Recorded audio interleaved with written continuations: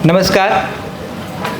સાર્થક પ્રકાશન, દયાળ પરિવાર અને નવજીવન પરિવાર વતી હું રામ મોરી આપ સૌનું હાર્દિક સ્વાગત કરું છું. આજનો આ એક બહુ વિશેષ ઉપક્રમ છે મારો, કારણ કે તમારી સાથે એક અનુભૂતિની કથા વહેંચવાની છે. આપણે ત્યાં મંદિરોમાં સામાન્ય રીતે નવ કલેવરની પ્રથા બહુ પ્રચલિત છે. જગન્નાથ પુરીમાં તો આખી આ એક બહુ મોટો ધાર્મિક પરંપરાનો બહુ મોટો હિસ્સો છે. અને નવ કલેવરની વાત બહુ શોર્ટમાં તમને કહેવા માગું છું કે આજનો આ ઉપક્રમ એ નવ કલેવર છે અમારા માટે, કે એક મૂર્તિમંત સ્વરૂપ છે ઈશ્વરનું, અને એ સ્વરૂપને સમયાંતરે 12 વર્ષે 11 વર્ષના અમુક મહિનાઓમાં એ સ્વરૂપને નવા સ્વરૂપમાં ઢાળવામાં આવે. એવું કહેવાય છે કે હૃદયને, એની સ્પંદને, એની તેજનાને ત્યાં શિફ્ટ કરવામાં આવે છે. એટલે એવું કહેવાય છે કે એક સ્વરૂપમાંથી બીજી સ્વરૂપમાં આ આખી ઉર્જા ટ્રાન્સફર થઈ છે. આજની આ ક્ષણ, આજની આ મોમેન્ટ અમારા બધા માટે નવ કલેવર એટલા માટે છે કારણ કે શિવા એટલે કે અમારા બધાના શિવાની ભાભી વયની એ નવ કલેવર સ્વરૂપમાં આપણા બધા સમક્ષ શબ્દ દેહે પ્રગટ થવાના છે. એના માટે આપ સૌ પધાર્યા છો, એટલે આપ સૌનું હું હાર્દિક સ્વાગત કરું છું. અમારા આખા પરિવાર માટે આજની આ ઉપક્રમ થોડો બહુ, એટલે મારો પણ થોડો અવાજ ધ્રુજે છે, પણ અમે નક્કી કર્યું છે કે આજે આ સેલિબ્રેશનની મોમેન્ટ છે અને અમે બધા જ આને સેલિબ્રેટ કરવાના છે. કારણ કે નવજીવન, સાર્થક અને દયાળ પરિવાર ઉત્સવમાં બહુ માને છે. અમે ઉત્સવ ઘેલા લોકો છે, બાનું શોધી જ લઈએ છીએ સેલિબ્રેશનનું. તો થયું કે આવો સાગમટેક સરસ મજાનું સેલિબ્રેશન કરીએ. તો સૌથી પહેલાં હું વિનંતી કરીશ, સાર્થક પ્રકાશનના જે કેટલાક એવા ધુરંધરો, એક એવી ટોળકી જેને સાથે મળીને થયું કે કંઈક જુદું કરીએ. એટલે વર્ષ 2013માં સાર્થક પ્રકાશનની શરૂઆત થઈ. હું એકદમ અત્યારે વિકીપીડિયાની સ્ટાઇલમાં બોલી રહ્યો છું, પણ એ લોકો વધારે સારી રીતે તમને કહેશે, ઓથેન્ટિક રીતે. અને એ ઉર્વિશ કોઠારી, દીપક સોલિયા, ધૈવત ત્રિવેદી, આ 3 મિત્રોએ કાર્તિક શાહ સાથે મળી આ એક સુંદર મજાનું પ્રકાશન સ્ટાર્ટ કર્યું. અને આપણને ગુજરાતી પ્રજાને મળ્યા ઉત્તમ એક સામયિક જેનું નામ છે સાર્થક જલસો. વર્ષમાં 2 વાર, એટલે મે મહિનામાં અને ઓક્ટોબર મહિનામાં આ મેગેઝિન આવે છે. અને જે કોઈના હાથમાં આ મેગેઝિન પસાર થયું હશે એમને ખ્યાલ હશે કેવું ઉત્તમ પ્રકારનું ગદ્ય ત્યાં રજૂ થાય છે. તો એ ટીમમાંથી, ગાંધીજીની ભાષામાં કહું તો એ ટોળકીમાંથી હું આદરણીય ઉર્વિશ કોઠારીને વિનંતી કરીશ કે આપ પધારો અને આખા આ ઉપક્રમની પ્રસ્તાવિકા બાંધો, માહોલ બાંધો, સાર્થક પ્રકાશનના ઉદ્દેશ વિશે વાત કરો, અને આ પુસ્તક કરવાની તમને કેમ જરૂર પડી એની પણ વાત કરો, ને તમારું દયાળ કનેક્શન અમને જણાવો. આદરણીય ઉર્વિશ કોઠારી. હજી નામની આગળ આદરણીય સાંભળવાની ટેવ નથી પડી, એટલે થોડું નવું નવું તો લાગ્યું, પણ હવે રામ મિત્ર છે એટલે વાંધો નહીં. મિત્રોના ગુના માફ હોય છે, પ્રશાંતને ખબર છે. સાર્થક પ્રકાશન વિશે આજે બહુ કહેવાનું મન નથી. રામે બહુ સારી રીતે કહ્યું એમ કે અમે મિત્રોએ, 4 મિત્રોએ કંઈક મજા કરવી, કંઈક જુદી રીતે મજા કરવી એવા આશયથી શરૂ કરેલો.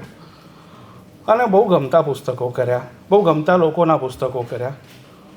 અને સાર્થક જલસો, ખરા અર્થમાં સાર્થક જલસો મેગેઝિન પણ કર્યું, જેનો 23મો અંક હવે બસ 15 દિવસમાં આવશે. તો એટલું બધું મજા પડે એવું કામ થયું ને. આમાં સૌથી નવાઈ નહીં, તમારા બધાને તો લાગી જશે, પણ અમને તમારા જેટલી જ લાગી હતી કે હજી પ્રકાશન ચાલે છે. ગુજરાતી પ્રકાશન 2013માં શરૂ થયેલું ગુજરાતી પ્રકાશન હજી ચાલે છે, અને બહુ સારી રીતે ચાલે છે. અને કોઈ અમુક પ્રકારના જે માર્ગો છે પ્રકાશન જગતના, જેમાં નવજીવન નથી કે સાર્થક નથી, એવા માર્ગો અપનાવ્યા વિના ચાલે છે. તો એમાં પ્રશાંતનું પુસ્તક પ્રકાશિત કરવું એ તો આમ, એટલે એવો કદી રામે કહ્યું ત્યારે મને પહેલી વાર એવી રીતે ખબર પડી કે અચ્છા, એટલે મારો ને પ્રશાંતનો એક સંબંધ લેખક પ્રકાશકનો પણ છે. કારણ કે પ્રશાંત જોડે મારે પહેલી વાર સંપર્ક 1996માં થયો. ત્યારથી અમારી દોસ્તી છે, એટલે લગભગ 30 વર્ષ થયા હશે. અને અમારી દોસ્તી વિશે અમારા 2 સિવાય લગભગ અડધા જગતને એટલો બધો આનંદ થાય છે, જે અંદર તો આઘાત હોય છે પણ એ બહાર આનંદ સ્વરૂપે વ્યક્ત થાય છે. પણ પ્રશાંતમાં મેં જે કેટલીક વસ્તુઓ સમયાંતરે બદલાતી જોઈ, અને હું હંમેશા આમ એવું આગળ પણ કહ્યું હશે, પણ એ તો દર અઠવાડિયે એકવાર કહેવામાં વાંધો નથી, કે કોઈ માણસમાં એનો એક આપણે આર્ક જોઈએ, જ્યારે એના જીવનનો એક આલેખ જોઈએ, ત્યારે એમાં પ્રશાંત જેટલું હકારાત્મક પરિવર્તન મેં બીજા કોઈમાં આવેલું જોયું નથી. અને આવું બહુ સ્વસ્થતાપૂર્વક એકદમ ગુજરાતમાં હોઈ શકું એવી અવસ્થામાં હું કહું છું કે કારણ કે મેં એને અને એણે મને, આપણે જેને અંગ્રેજીમાં ઇન થીક એન્ડ થીન કહીએ છીએ, બધા જ ચડાવ ઉતારની સાથે મેં એને જોયો છે. કે જ્યારે એક મિડલ ક્લાસ પરિવારમાંથી હતો ને, હું પણ મિડલ ક્લાસ પરિવારમાંથી હતો, અને કેવી રીતે પ્રલોભનોને ખાળવા, કેવી રીતે પત્રકારત્વના સિદ્ધાંતોની વાતો કર્યા વગર પત્રકારત્વના સિદ્ધાંતો પાળવા, અમલમાં મૂકવા, અને એની કશી સભાનતા ન રાખવી. એટલે પ્રશાંત કશાની સભાનતા નથી રાખતો. સરસ્વતી વંદના કરતો હોય ત્યારે પણ સભાનતા નથી રાખતો. સભાનતા એવા કશામાં રાખતો જ નથી. એટલે એ 30 વર્ષના ગાળામાં મારે જે જોવાનું થયું, એમાં પછી એવું થયું કે પાછલા 10-15 વર્ષમાં જે મિત્રો મળ્યા, 15-17 કિરણ છે કે બીજા અહીંયા નવજીવનમાં બધા મિત્રો, અને ઇવન પત્રકારત્વમાં પણ જે પછી લોકો આવ્યા, એ બધા માટે પ્રશાંત એક દાદા સ્વરૂપ હતો. એટલે આપણા પેલા મરાઠી દાદા કે, એટલે એ બધા પ્રશાંત દાદા. તો પહેલી વાર મેં જ્યારે પ્રશાંત માટે દાદા સંબોધન સાંભળ્યું તો મને એટલી બધી નવાઈ લાગી. મેં કીધું એટલે તું વળી દાદા ક્યાંથી થઈ ગયો? પછી મને ખબર પડી કે તો એને પછી ધીમે ધીમે હું થવાનો, એટલે એમાં કોઈનું ચાલે નહીં.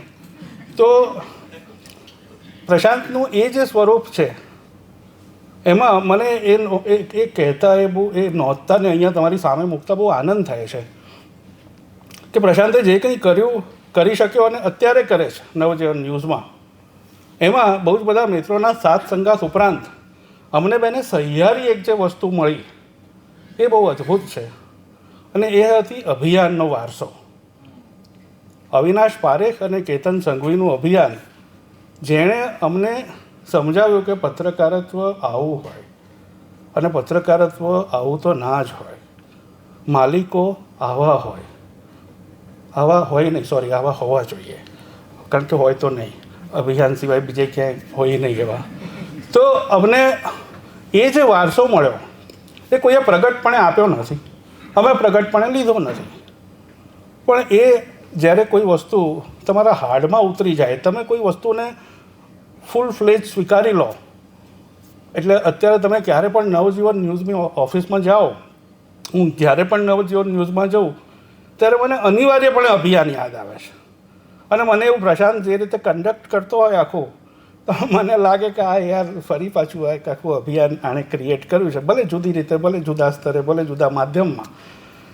તો આ એક વાત. ગુજરાતીમાં, બીજી ભાષાઓમાં હું જાણતો નથી, પત્ની વિશે પતિ પુસ્તક લખે એવું બહુ બનતું નથી. પત્ની વિશે ટૂચકા થાય ગુજરાતી પ્રજા માટે, તો ટૂચકાના જોડીને નાટકો પણ થાય ને સુપરહિટ પણ થાય. પ્રોપર પુસ્તક પત્ની વિશેનું, એટલે પછી આમ તો એવું છે કે પરંપરાઓ તો બધી હોય છે, આપણે કઈ આગળ લઈ જવીએ પ્રજા તરીકે આપણે નક્કી કરીએ છીએ. એટલે ભદ્રમ ભદ્રકાર રમણભાઈ નીલકંઠના પિતા મહિપતરામ નીલકંઠ, એમણે આજથી 150 વર્ષ પહેલાં આશરે પાર્વતી કુંવર આખ્યાન નામે એક પુસ્તક લખ્યું, જે એમની પત્નીનું ચરિત્ર હતું. એમના પત્ની ગુજરી ગયા, પાર્વતી કુંવર. એટલે હું જ્યારથી આ શિવા પુસ્તક, પ્રશાંતનું કોઈ પણ પુસ્તક હોય એટલે અમે જ કરીએ, તો એક એવું કે એમાં પ્રકાશક લેખક કશું આવતું જ નથી.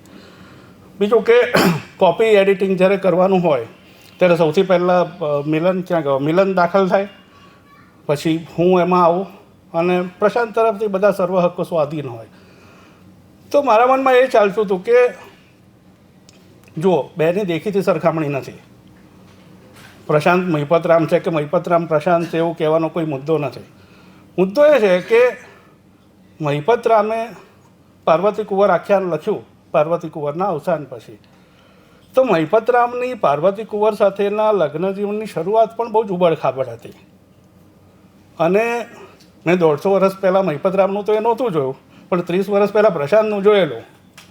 એટલે મને ખબર હતી કે એ મહિપતરામના કિસ્સામાં જેમ બન્યું કે એક ઉબડખાબડ શરૂઆત પછી, એક નોર્મલ દાંપત્ય જીવનના સંઘર્ષો પછી ધીમે ધીમે ધીમે ધીમે ધીમે મહિપતરામના અને 150 વર્ષ પછી પ્રશાંતના મનમાં પત્નીની કદર અને પત્નીનું ચરિત્ર, કેરેક્ટર આપણે જેને કહીએ ને, એ કેવી રીતે ઉભરવા લાગ્યા, કેટલી રીતે ઉપસતા ગયા. પછી મહિપતરામનો બહુ જાણીતો કિસ્સો છે કે મહિપતરામે વિદેશ ગમન એટલે પરદેશ જવાનું નક્કી કર્યું ને ગયા. ત્યારે એ જમાનામાં તો દરિયો ઓળંગો એટલે નાત બહાર, અને આ બધા ફ્રોડ, આ બધા ધ્રુપલ હાઈ કાસ્ટમાં વધારે ચાલતા હોય. એટલે મહિપતરામ તો નાગર હતા. નાગરો વિશે આપણે પછી વાત કરીશું. તો મહિપતરામ પરદેશ જાય એ સહન કેવી રીતે થાય? એટલે એમના સમાજમાંથી જે વિરોધ ઉઠ્યો એમાં મહિપતરામનો અડીખમ સમર્થન, મહિપતરામનો અડીખમ ટેકો કર્યો પાર્વતી કુંવરે. પ્રશાંતના કિસ્સામાં પ્રશાંતને વિદેશ ગમનને બદલે બીજા પ્રકારના પ્રશ્નો હતા, વધારે વાસ્તવિક. ત્યારે પણ શિવાની એની પડખે જે રીતે ઊભી રહી એ અમને બધાને પણ, કેટલાક કિસ્સામાં તો પ્રશાંતને પણ ધીમે ધીમે એક પેલી જૂના જમાનામાં ડાર્ક રૂમમાં કાગળ પર ધીમે ધીમે પ્રિન્ટ કેમ ઉઠશે, એવી રીતે શિવાનીની મહત્તા કે શિવાનીની એક મુક પ્રકારની મજબૂતી, નક્કરતા એ અમારા બધાના મનમાં ઉપસવા લાગી. અને એની બીમારી, શિવાનીની બીમારી વિશે તો બહુ પહેલાંથી અમુક રીતે ખ્યાલ હોય, પણ ધીમે ધીમે એ જ્યારે સંજોગો અમુક પ્રકારના થયા ત્યારે પણ પ્રશાંતનો એક અહેસાસ કે એના મનમાં એક જે કદર, અને ખાસ તો શિવાનીની હાજરીમાં અને શિવાનીની હયાતીમાં અને શિવાનીની સભાન અવસ્થામાં પ્રશાંતે એ કદર જે રીતે વ્યક્ત કરી એ બહુ અદ્ભુત વાત છે. બાકી માણસ જીવતો હોય ત્યારે તમે એને હડે હડે કરો અને મર્યા પછી મહાગ્રંથ લખો, એનો કોઈ મતલબ નથી. એનો અર્થ એવો નથી કે મહાગ્રંથ નહીં લખવાનો, જીવતા જીવ હડે હડે નહીં કરવાનું. પ્રશાંત એની કદર શિવાની સુધી જે તીવ્રતાથી પહોંચાડવી જોઈતી હતી એ તીવ્રતાથી પહોંચાડી શક્યો, અને પછી આ પુસ્તક લખ્યું. એટલે મારે મને આ પુસ્તકનું મહત્ત્વ અને મહાત્મ્ય વધારે છે. અને મહિપતરામે પાર્વતી કુંવર ચરિત્ર લખ્યું પછી મને પ્રશાંતને એવું સૂચવવાની હિંમત ના થઈને, પણ આપણે પાછા 2025માં છીએ. એના લેખક તરીકે પ્રશાંત મહિપતરામે લખેલું પાર્વતી કુંવર ચરિત્ર આખ્યાન, લેખક તેનો વર. એટલે મેં કીધું પ્રશાંત તેનો વર લખે તો બરાબર નહીં, આપણે પ્રશાંત દયાળ બરાબર છે. આવું એક પુસ્તક જે સિરીઝ રીતે વાંચ્યું હોય, એડિટ કરતી વખતે વાંચ્યું હોય, અને તોય અનિવાર્યપણે તમને અમુક રીતે પકડે અને અમુક ભાવ વિશ્વમાં મૂકી દે. પુસ્તક વિશે મારે વધારે વાત નથી કરવાની, ફાલ્ગુનીબેન કરશે. પણ એક આવી પણ રીતે પ્રિય વ્યક્તિને યાદ કરી શકાય, પ્રિય વ્યક્તિને અંજલિ આપી શકાય, અને બીજા કોઈ ભૌતિક સ્મારક કે એવા કોઈ ઓચ્છવો વિના આ એક બહુ જ શુદ્ધ હૃદયની લાગણી, બહુ જ સરળ, સાદા, લાગણીસભર અને પ્રામાણિક શબ્દોમાં મૂકી આપવી, એ કદાચ એટલે જ અમે પ્રશાંતના ઘણા પુસ્તકો પ્રકાશિત કર્યા છે અને એ બધા પુસ્તકોનો જુદો આનંદ છે. પણ શિવા એક જુદું પુસ્તક છે, અને આપણે ત્યાં સદભાગ્યે પુસ્તકોનું વિવેચન નથી થતું, એટલે કોઈ આના વિશે બહુ વાત નહીં કરે. પણ એવી કૂટેવ ભવિષ્યમાં કોઈને લાગે અને ભવિષ્યમાં કોઈને એ રસ્તે જવાનું મન થાય તો આ કરવા જેવું કામ છે કે એક 10-20 વર્ષ પહેલાં તમે જેને વૃક્ષ માણસ માનતા હતા, કે અત્યારે જેને તમે પોલિટિકલ કે ક્રાઇમ રિપોર્ટર કરીને ખતવી નાખો છો, એ માણસનું લાગણી વિશ્વ શું છે, એ એની જોડે કેવી રીતે પનારો પાડે છે. અને આ પુસ્તકમાં પ્રશાંતે નહોતું લખ્યું, પછી અમે ખાસ ટેગલાઇન તરીકે ઉમેર્યું કે આમાં દાંપત્ય જીવનની વાત નથી, પત્રકારત્વની પણ વાત છે. એટલે ગુજરાતી પત્રકારત્વમાં જેને રસ છે તેમણે પત્રકારત્વના પ્રવાહો, એના આટાપાટા, એની આંટીઘૂંટીઓ, એના ચઢાવ ઉતાર, એ બધું સમજવા માટે પણ આ પુસ્તક વાંચવું જોઈએ. તો એક બહુ જ ભાવપૂર્વક લખાયેલા અને અમે એનું કામ કરતી વખતે પણ એ ભાવ અનુભવ્યો છે. એવા એક પુસ્તકના કાર્યક્રમ નિમિત્તે આજે આટલી એક વાત કરવા મળી, એનો આનંદ છે. Thank you.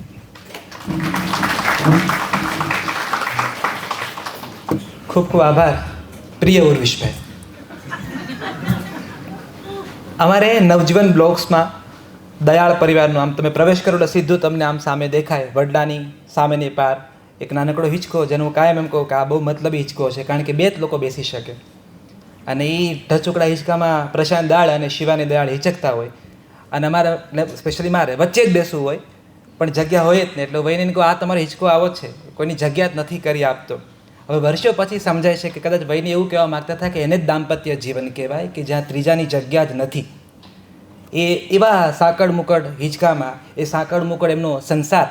અને એક પરંપરા અમારે ત્યાં બહુ અદ્ભુત નવજીવન બ્લોક્સમાં શિવાની દયાળની હતી, વૈનીની, એ હતી હલ્દી કુમકુમની એક આખી પરંપરા. એટલે અમારે ત્યાંથી બધી નવજીવનની એ સૌભાગ્યવતી સ્ત્રીઓને બોલાવી એ હલ્દી કુમકુમની આખી વિધિ કરે અને એને ભેટ સોગાદો આપે. અને એને એવું બહુ પ્રેમ હતો કે આ પ્રકારે હું એક ઉત્સવ, એ હલ્દી કુમકુમ આજે જરા જુદી રીતે અહીંયા રજૂ થઈ રહ્યા છે, પણ આ વખતે હલ્દી અને કુમકુમ એ શબ્દની સાથે, શબ્દનો સાથીઓ છે ને તમારી સુધી એના છાંટણા પહોંચવાના છે. છેલ્લો જે કેટલોક સમય હતો એમના માટે બહુ કપરો હતો. એ બીમારીના કારણે એ ઝઝૂમી રહ્યા હતા જીવન સામે. એમનો સામેના સંબંધો હતા જે છૂટી રહ્યા છે, અને એવા સંબંધો હતા જેને જવા નહોતા દેવા માગતા. એની વચ્ચે કેટલીક એવી સ્ત્રીઓ, આમ તો એવા લોકો બહુ જ બધા છે, એટલે દરેક લોકોનું નામ લેવું બહુ મુશ્કેલ છે, પણ એવા કેટલાય બધા લોકો હતા જે નિસ્વાર્થ ભાવે માત્ર પ્રેમ છે અને આ શિવાની અમારી છે, એવી શિવાની જે પોતાની છે એને ટકાવવા માટે, એની સાથે વાતો કરવા માટે વારંવાર ત્યાં આવતા. અને એને ત્યાં આવવા માટે કારની જરૂર પડતી નહીં, અને એ ઘરને આ લોકોના સ્વાગત માટે પણ મોટા કારની જરૂર પડતી નહીં. તો એવી કેટલીક સન્નારીઓ છે શિવાનીની ફેવરિટ લિસ્ટમાં. આ બધી છોકરીઓ છે, આ બધી એ સ્ત્રીઓ છે કે જે વારંવાર શિવાની પાસે આવતી. તો પ્રશાંત દયાળનો અને ઉર્વિશ કોઠારીના આખો એ પરિવારનો એક એવો આગ્રહ થયો કે કેમ એ મિત્રોના હાથે જ આપણે આ પુસ્તકનું વિમોચન ન કરીએ, એમને જ બોલાવીએ, કારણ કે એમના કપાળે હલ્દી કુમકુમ પહોંચ્યું છે, તો એમના હાથ દ્વારા તમારા સુધી આ શબ્દ કંકુ પહોંચે. હું વિનંતી કરીશ મંચ ઉપર શિલ્પા દેસાઈ, શર્વરી પંચાલ, હેમલ કાપુરે, ગોપી મણિયાર, કિંજલ દાફડા, પ્રાર્થના દયાળ, ભૂમિ દયાળ અને આકાશ દયાળ. હું વિનંતી કરીશ કે આપ મંચ ઉપર પધારો. આ એ લોકો છે જેની પાસે સૌની પોતપોતાની બારીએથી જોવાયેલી શિવાની છે. આ દરેક લોકો કલાકો સુધી પોતાના શિવાની અનુભવ વિશે વાત કરી શકે એમ છે. તો ખૂબ સાદર સાથે આ એ લોકો છે જેણે બહુ બધા સ્વરૂપે શિવાની દયાળને ઓક્સિજન પૂરો પાડ્યો છે. હું વિનંતી સાથે કરી શિલ્પા દેસાઈ, શર્વરી પંચાલ, હેમલ કાપુરે, ગોપી મણિયાર, કિંજલ દાપડા, પ્રાર્થના, ભૂમિ અને આકાશ, કે જેઓ આપણી સમક્ષ ખૂબ ગૌરવપૂર્વક આદર સાથે શિવા રજૂ કરી રહ્યા છે. દાંપત્ય જીવન અને પત્રકારત્વના તાણાવાણાથી ગૂંથાયેલી એક અનુભૂતિ કથા શિવા, લેખક પ્રશાંત દયાળ.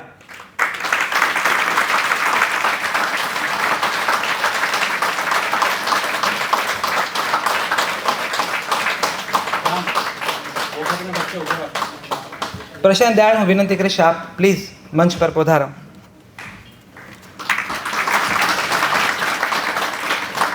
આપણે સૌ તાળીઓના ગડગડાટથી આ હલ્દી કુમકુમની ક્ષણને વધાવી લઈએ. આ એ લોકો છે જેમની સ્મૃતિમાં શિવાની આજે પણ હયાત છે, અને હવે આ પુસ્તક સ્વરૂપે શબ્દ દેહે આ પછીની ક્ષણથી શિવાની દયાળ ગુજરાતી ભાવકોની હથેળી સુધી પહોંચવાના છે. આપ સૌનો સાદર આભાર માનું છું. આપ સૌનો ખૂબ ખૂબ આભાર. Thank you so much. ઉર્વિશભાઈ, તાજમહેલ બનાવવાની સૌની રીત પોતપોતાની હોય છે, કે સૌ પોતપોતાનો તાજમહેલ બનાવી લેતા હોય છે, અને આ શબ્દોનો એક તાજમહેલ છે. થોડીક ભારે ક્ષણો થઈ છે. હવે મારે એવા વક્તાને બોલાવવાના છે. અમે વર્ષોથી આ 3.5 વર્ષથી આ મંચ ઉપરથી હું બોલ કરું છું, પણ આ ક્ષણની બહુ રાહે હતો કે આ ક્ષણ ક્યારેક આવે કે જેમાં હું કહું કે હવે પછીના વક્તા રામ મોરી છે. એને હું સાદર વિનંતી કરું. આ વક્તા ખૂબ બોલે છે એટલે સ્ટોપવોચ રાખવી પડશે. એમને કહેવું પડશે કે તમને પ્રશાંત દયાળે 12 મિનિટ આપી છે, પણ તમે 10 મિનિટમાં પૂરું કરજો.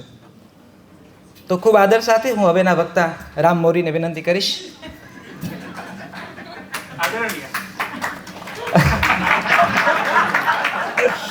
આદરણીય રામ મોરીને વિનંતી કરીશ કે આપ મંચ પર પધારો અને તમારા શિવાની અનુભવો વિશે વાત કરો. આ વાત એટલે બહુ કરવી જરૂરી છે, કારણ કે મારી પાસે જે શિવાનીના અનુભવો છે એ શિવાની બહુ જ જુદી છે. એ બહુ સખીપણાની શિવાની છે. એક તો અમારી વચ્ચે કોમન કનેક્શન, પહેલાં તો હું આમ કાઠિયાવાડ સૌરાષ્ટ્ર ભાવનગરથી આવું છું અને એ આખું વડોદરા એની અંદર વચ્ચે જીવતો એનું મહારાષ્ટ્ર. હું કાઠિયાવાડીમાં મરાઠી બોલી શકું છું તમારી જાણ ખાતર, અને મને મરાઠીનો ઢઢો વધારે, અને મરાઠી શીખવો એવો મારો મનમાં વેમ. એટલે હું જ્યારે પણ એના ઘરમાં એન્ટર થાવ ત્યારે એમ કહું, વૈની તુલા કાંઈ હોનાર નહીં ક. એટલે મને કે તને ખબર, તને ભાન પડે તું શું બોલે છે, તુલા કાંઈ હોનાર નહીં ક. પણ જે કોન્ફિડન્સથી હું કડકડાટ ખોટું મરાઠી બોલી શકું ને કાયમ એ મરાઠી સુધારે. પણ એક કોમન જે કનેક્શન હતું એ છે મરાઠી ટીવી સિરિયલો. એટલે હું એની સાથે અનુપમાની વાતો બહુ બધા લોકો સાથે હું કરી શકું છું. સદનસીબી ક્યોંકિ સાધ્વી કભી બહુથી સિઝન 2 આવ્યું છે હરીશભાઈ તમારી જાણ ખાતર. આ બહુ અગત્યની ઘટનાઓ છે દેશની. આ પણ એક અગત્યના મુદ્દાઓ છે. કેટલાક મુદ્દાઓ ઠારે જીવનને. આ એક ઠારતો મુદ્દો છે. તુલસીની એન્ટ્રી બહુ કરેક્ટ ટાઈમે થઈ છે આપણે ત્યાં. તો આ બધા સિરિયલો સિવાય મરાઠી સિરિયલોની માજા નવરાચી બાઈકો, રાધા પ્રેમ રંગે રંગલી કે સુખ મંજે નક્કી કે હસત, આ બધા ટીવી સિરિયલોની વાતો થાય. અને વૈનીને રસ પડે કે આ આખા નવજીવન બ્લોકમાં એક જણ એવો છે જે મરાઠી સિરિયલો જોવે છે. અને પછી વાત કરીએ કે એમણે પેલી સોતનની એન્ટ્રી થઈ, સાસુને થપ્પડ પડી, વહુ પાસે વધારાની ચા બનાવી, સસરા ઘર છોડીને જતા રહ્યા છે, નાના દિયરની યાદશક્તિ વહી ગઈ છે, મોટી દેરાણી છે એની પ્લાસ્ટિક સર્જરી કરવાના છે, નવી સોતનની એન્ટ્રી થઈ છે, જૂની સોતન પોતાનો અધિકાર માગે છે, ફિલ્મની હિરોઈન છે હાથમાં દીવો લઈને સાંઈબાબાના મંદિરની બહાર ઊભી છે. આના વિશે મેં કલાકો સુધી ડિસ્કસ કરીએ અને વૈનીને જલસો પડે. પ્રશાંતભાઈ ખૂબ પ્રયત્ન કરે ઇગ્નોર કરવાનો, પણ એમની પાસે ચોઈસ જ નહોતી. અને કર્ણ પાસે કવચ અને કુંડળ, ક્યારેક મિથ લાગે કે કવચ અને કુંડળ હોય એટલે એનું કોઈ કાંઈ બગાડી ન શકે. મારી પાસે આજે શિવાની ભાભી નથી, પણ એ કવચ કુંડળ છે કે એણે પ્રશાંત દયાળને એકમાત્ર વ્યક્તિ જે મને નવજીવનમાં લાકડીએ મને માર્યો છે. હું આનું જરા દસ્તાવેજીકરણ થાય એટલે. પણ વૈની એવું કહેલું છે, મારા રામને કોઈ કાંઈ નહીં કહેવાનું, આ મારું કવચ અને કુંડળ છે, એટલે આજે પણ એ મારું કશું બગાડી શકતા નથી. એટલે મારી પાસે એ કવચ અને કુંડળ છે. તો અમે એની સાથે વાતો કરીએ અને હું વૈનીને એમ કહું કે વૈની બીજું બધું બરાબર, પણ તને સાસુ બનતા નહીં આવડ્યું. હું શિલ્પાને કહું ઘણી વાર, હા સાસુ બનતા નહીં આવડ્યું. કારણ કે ભૂમિ અમારે જ્યારે પણ ઘરમાં આવે એટલે હું બેઠો હોઉં. કારણ કે ભાઈ સ્ટાર પ્લસ, કલર્સ, ઝી, આ બધા શો તમે જોવો ક્યાંક તો કામ લાગે. અને આપણો હક બને છે જ્યારે આ શો જોતા હોય ત્યારે. એટલે એને કહું કે ભાઈ તમને સાસુ બનતા જ નહીં આવડ્યું. આ ભૂમિ જે રીતે એન્ટર થાય છે ઘરમાં, કંઈ બોલતા નથી તમે. એટલે પછી મેં જેઠ બનવાનું ચાલુ કર્યું. એટલે હું જ્યારે એ ઘરમાં આજે પણ એન્ટર થાઉં ત્યારે એ વાત જુદી છે કે ભૂમિ ઘૂંઘટ નથી કાઢતા, પણ એ મને સામું એવું કરે છે. અને વૈનીને કહું, વૈની આ તમે છૂટો દોર આપ્યો છે ને એ મારે ભોગવવું પડે છે. એટલે બહુ અમારી પાસે બહુ અદ્ભુત આવા સંસ્મરણો છે કે જેમાં શિવાની અમને હસાવે અને એને રસ પડે. હું હિંચકાથી હિંચકાનું કનેક્શન, હું મારા હિંચકતો અને સાંજે બહાર આવે ને જોઈ જાય એટલે બોલાવે ફોન કરીને કે બેસ આપણે વાતો કરીએ. અમારી પાસે આ જ બધી વાતો હોય, અમે કલાકો સુધી વાતો કરીએ. એમાં પછી અમારા માટે રંગે ચંગે આવ્યા આકાશના લગ્ન. આકાશના લગ્નનો સૌથી વધુ હરખ નવજન બ્લોક્સમાં શિલ્પા દેસાઈ ને રામ મોરી.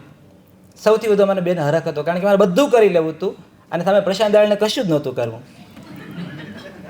અમારે આ કરું હતું, તે કરું હતું, લિસ્ટ લાંબુ હતું. પણ એમને તો પેલી સાદગીને ભરેલા માણસો, આ પણ એક સમસ્યા છે નવા સમયની, સાદગીને ભરેલા માણસો. એટલે અમે વૈનીને કહીએ, વૈની આપણે આ કરવું, કે બધું જ કરીશું આપણે, તું ચિંતા ન કર, બધું જ કરીશું આપણે. અને પછી વૈની અંદરથી, વૈની પોતે બહુ ટ્રેડિશનલ પરિવારમાંથી આવે છે. અમે હા વૈની કહું છું એટલે મરાઠીમાં ભાભી માટે વૈની શબ્દ પ્રયોજાય છે. એટલે હું એને ખાસ એના માટે વૈની કહેતો. એને એવો આગ્રહ કર્યો કે આપણે આપણી રીતે કરીશું. અંતે એણે બધું જ આકાશના લગ્નમાં કરાવડાવ્યું જે એમને કરવું હતું. એટલે પૂજાથી માંડી, ગરબાથી માંડી, બધા જ સેલિબ્રેશનમાં એ સતત એ જોડાયેલા હતા. આ બધા લોકો પાસે તો બહુ બધા સ્મરણો છે સાથે ફરવા ગયા હોય એવા, પણ મારી પાસે એ સ્મરણો છે કે મને એને કહ્યું કે ત્યાં ફરવા ગયા ત્યારે કેવા કેવા ભગા થયા હતા. એની બધી કથાઓ શિવાની ભાભી મને કીધેલી છે કે કેવી સમસ્યાથી જીપમાં, આટલી સાંકડી જીપમાં રામ એટલા બમ્પ આવે અને શિલ્પા મને જાણે જોઈને ઠોંસો મારે. શિલ્પા પાસે જુદું વર્ઝન હોય કે મેં ઠોસો નહોતો મારો જગ્યા જેટલી હતી. તો આ ખેર હું બહુ એટલે વધારે નહીં વાત કરું, પણ આ બધા સ્મરણો અમારી પાસે છે શિવાની દયાળના. બીજું મારા સૌના જીવનમાં પ્લસ માઇનસ અપ ડાઉન આવતા હોય છે, પણ જ્યારે મારા જીવનનો સૌથી એક લો ફેઝ જ્યારે હતો મારા જીવનનો, ત્યારે એક આત્મવિશ્વાસ માણસને જ્યારે જીવનમાં અમુક સમસ્યાઓ આવે ત્યારે આત્મવિશ્વાસ ખોઈ બેસે છે માણસ, અને પછી તમારે આસપાસના લોકો તમને આત્મવિશ્વાસની ચાવી આપતા હોય છે. શિવાની ભાભીને થયું એક પોઈન્ટ ઉપર, એણે પ્રાર્થનાને કીધું કે આ રામ આજકાલ બહુ હિંચકે દેખાતો નથી, રામ બહાર આવતો નથી. એ ફોન કરી મને જાણી જોઈને બહાર બોલાવે, એની સાથે બેસાડે. પ્રાર્થના, તું જે સાયકોલોજીસ્ટ બની રહી છે ને, તું બની છે ને, એના પાયામાં શિવાની આ રીતે પણ જવાબદાર છે કે એ બોલાવે તમને, તમારા લો ફેઝ વિશે તમને પૂછે, તને શું સમસ્યા છે, અને તમને ખબર હોય કે આ જે સામે બેઠી છે સ્ત્રી, એ તમને બિલકુલ જજ નથી કરવાની. કારણ કે શિવપુરાણ આપણે જ્યારે વાંચ્યું હોય, કથાઓ સાંભળી હોય કે શિવને પરણવાનું પાર્વતીએ નક્કી કર્યું ત્યારે ભૂકંપ આવેલો પરિવારમાં, અને મેનાવતીને તો ચક્કર આવી ગયા હતા જ્યારે પોંખવા શિવ આવેલા, શિવને પોંખ્યા, આ મારો જમાઈ છે.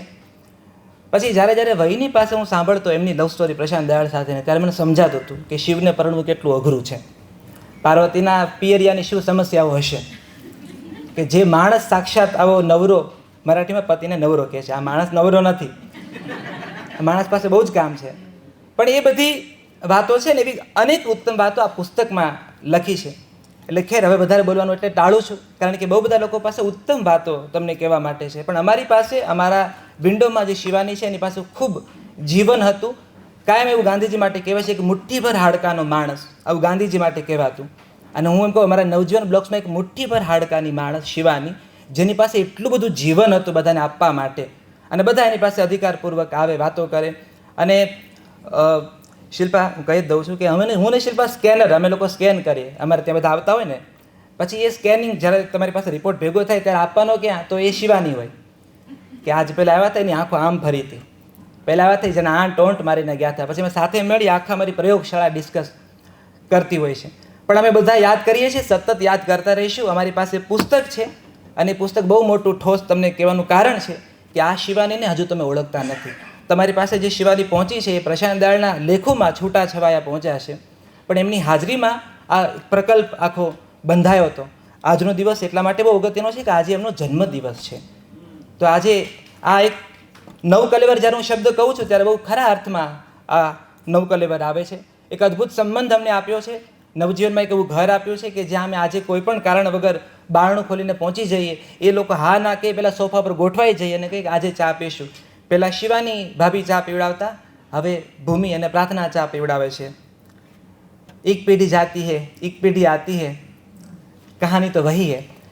પણ ખેર, બહુ સુખરૂપ હું આભાર માનું છું શિવાની દયાળનો કે તમે અમારા જીવનમાં આવ્યા, અને આવ્યાને આટલા બધા અદ્ભુત સંબંધો આપ્યા છે, અદ્ભુત સંસ્મરણો આપ્યા છે વાગળવા માટે. એ સ્મરણોની બારી ખોલું છું, અને હવે એવી વ્યક્તિને બોલાવું છું સાદર, કે જેમણે આ પુસ્તક વાંચ્યું છે. આપણે ત્યાં ગુજરાતી પરંપરામાં ઉર્વિશભાઈ પુસ્તક વાંચ્યા વગર બોલવાની બહુ જુદી આખી એક બહુ મોટી ટ્રેડિશન છે કે પ્રશાંત દયાળે શું લખ્યું, શું વાત કરું, પછી પોઝ લે. એણે એ કીધું છે જે બહુ કહેવાની જરૂર હતી. મને શબ્દો નથી મળતા એમના એ ઉત્તમ કામ માટે. એ ઉત્તમ કામને પોખવું જોઈએ, સમયસર પોખવું જોઈએ. અને હું આશા રાખીશ કે ગુજરાતની ભાવકો આ પુસ્તકને વાંચે, કારણ કે આ પુસ્તકને પહેલા પાનેથી છેલ્લા પાને મેં માત્ર એક રાતમાં વાંચ્યું છે. અત્યારે મારી અંદર એટલી બધી લાગણીઓ છલકાય છે આ પુસ્તકને લઈને, હું પણ વાંચ્યા વગર ઘણું કહી શકું આ પુસ્તક વિશે, પણ હું એટલે અટકું છું કારણ કે હવે મારે સાદર પ્રાધ્યાપક ફાલ્ગુની પરીખને વિનંતી કરવી છે કે આપ પધારો અને શિવા પુસ્તકનું રસ દર્શન અમારા સુધી પહોંચાડો. ખૂબ આદર સાથે ફાલ્ગુની પરીખ. મારી પાસે જે શિવાની છે એ એકદમ શિવામાંથી પ્રગટેલી જ છબી છે. મારી પાસે એના સિવાયના બીજા કોઈ સ્મરણો નથી.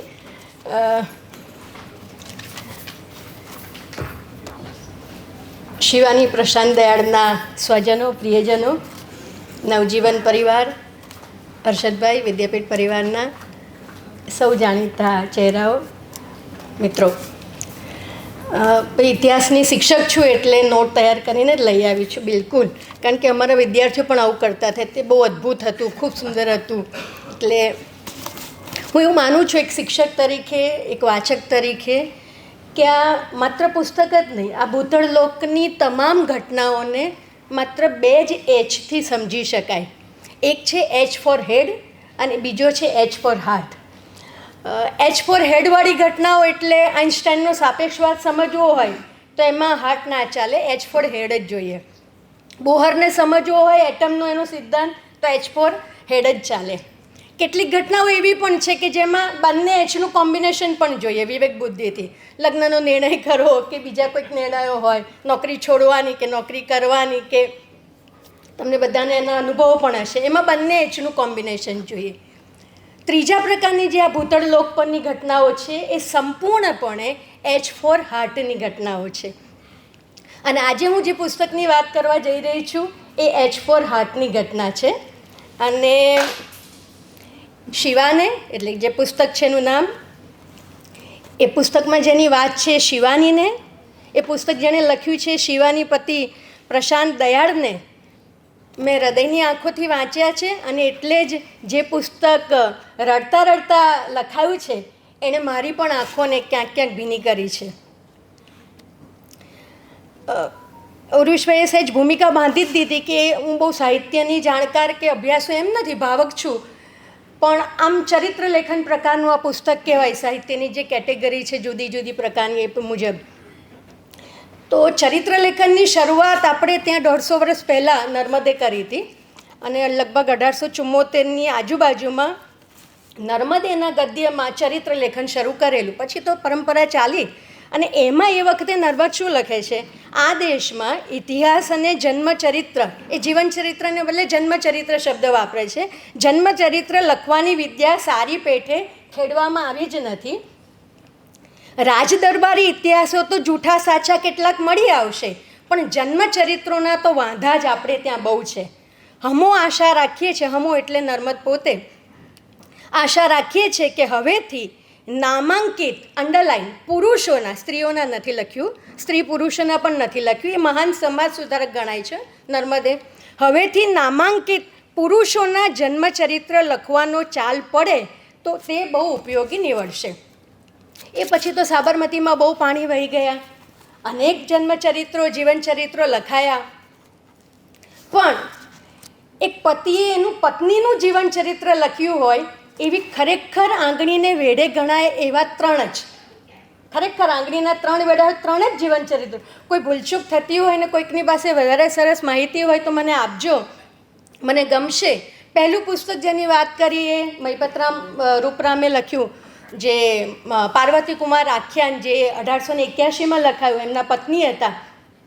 એક બીજી આડ વાત અત્યારે કહી જ નાખું, પ્રશાંતભાઈ, તમારી શિવા જ્યાં પૂરી થાય છે અને જે છેલ્લી ક્ષણ છે જેમાં શિવાની બેન આ દુનિયામાંથી વિદાય લે છે, એ અંતિમ ક્ષણોની એમના જીવનની વાત છે તે. અને મહિપતરામ રૂપરામ પાસેથી એકલા જ બેઠા છે, 2 બાળકો છે, એક મોટો દીકરો છે એમનો, એ મેડિકલ કોલેજમાં ભણે છે, એટલે માં ના પાડે છે કે એનું ભણવાનું બગડશે, બોલાવશો નહીં. એમના પણ તબિયતના આવા કેટલી બધી વસ્તુ યોગાનું એક પેરેલલ જાય છે.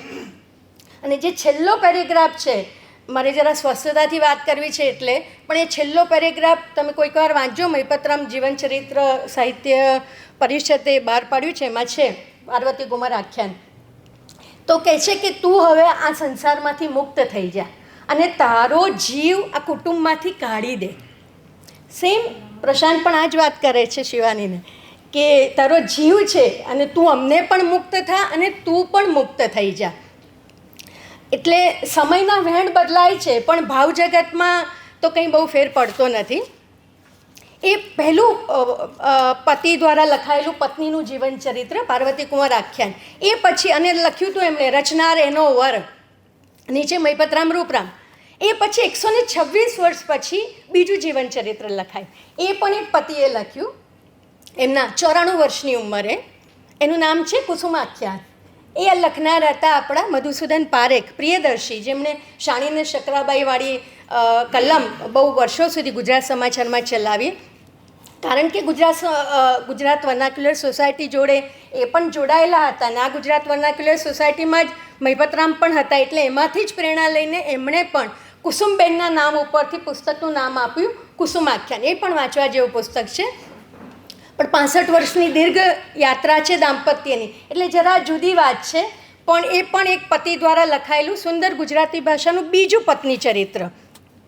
અને ત્રીજું આજે જેનું પ્રકાશન થયું એ 2025નું શિવા. ત્રણેયની એક ખાસિયત એ છે કે ત્રણેય પત્નીના મૃત્યુ પછી થયા. એટલે ઉર્વિશભાઈ હમણાં કીધું કે ગ્રંથો લખવાના, પણ જ્યારે જીવતા હોય ત્યારે હળે હળે નહીં કરવાનું, એ વાત તો ખરી જ. પણ ત્રીજો મુદ્દો એ પણ છે કે જીવતા જીવત પણ પુસ્તકો લખી દેવાના. અને એવું અહીંયા બન્યું છે, એનો મને બહુ જ આનંદ છે. આ બંને પુસ્તકો, કુસુમાખ્યાન પણ પછી લખાયું, પાર્વતી કુંવર પણ 1880માં ગુજરી ગયા અને 1881માં પ્રકાશિત થયું.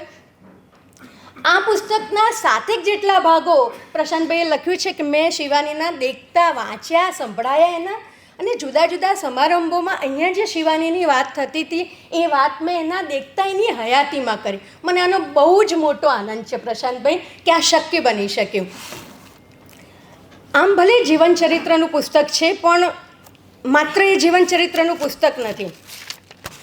એ સાથે સાથે એના રચયિતા લેખક પોતે જ કહે છે, અને હમણાં રામે પણ કીધું એમ, લેખક કહે છે કે દાંપત્ય અને પત્રકારત્વના તાણાવાણાથી ગૂંથાયેલી અનુભૂતિ કથા છે. હવે 2 શબ્દો આવ્યા અહીંયા, દાંપત્ય અને પત્રકારત્વ. એ પછીથી ઉમેરાયેલું, એ તો મને હમણાં ખબર પડી. પણ બંનેની સાવ તાસીર જુદી. બંને ક્ષેત્રોને એકબીજાની જોડે મળે જ નહીં, મેળે જ ના મળે. હું તમને કહું, પત્રકારત્વની પત્ની પણ છું. પત્રકારત્વને બહુ નજીકથી પ્રશાંતભાઈ અને ધીમંતે સાથે મુંબઈ સમાચારમાં કામ કરેલું. એમને યાદ છે કે નહીં મને ખબર નથી, પણ મારા લગ્નમાં પણ આવ્યા હતા અને અમે ફરવા ગયા તે ત્યારે કંઈક એવો ફોન કર્યો હતો તો વિચારમાં પડી ગઈ કે આ શું કહેવા માંગે છે. એ પ્રશાંત દયાળ મને યાદ પણ છે.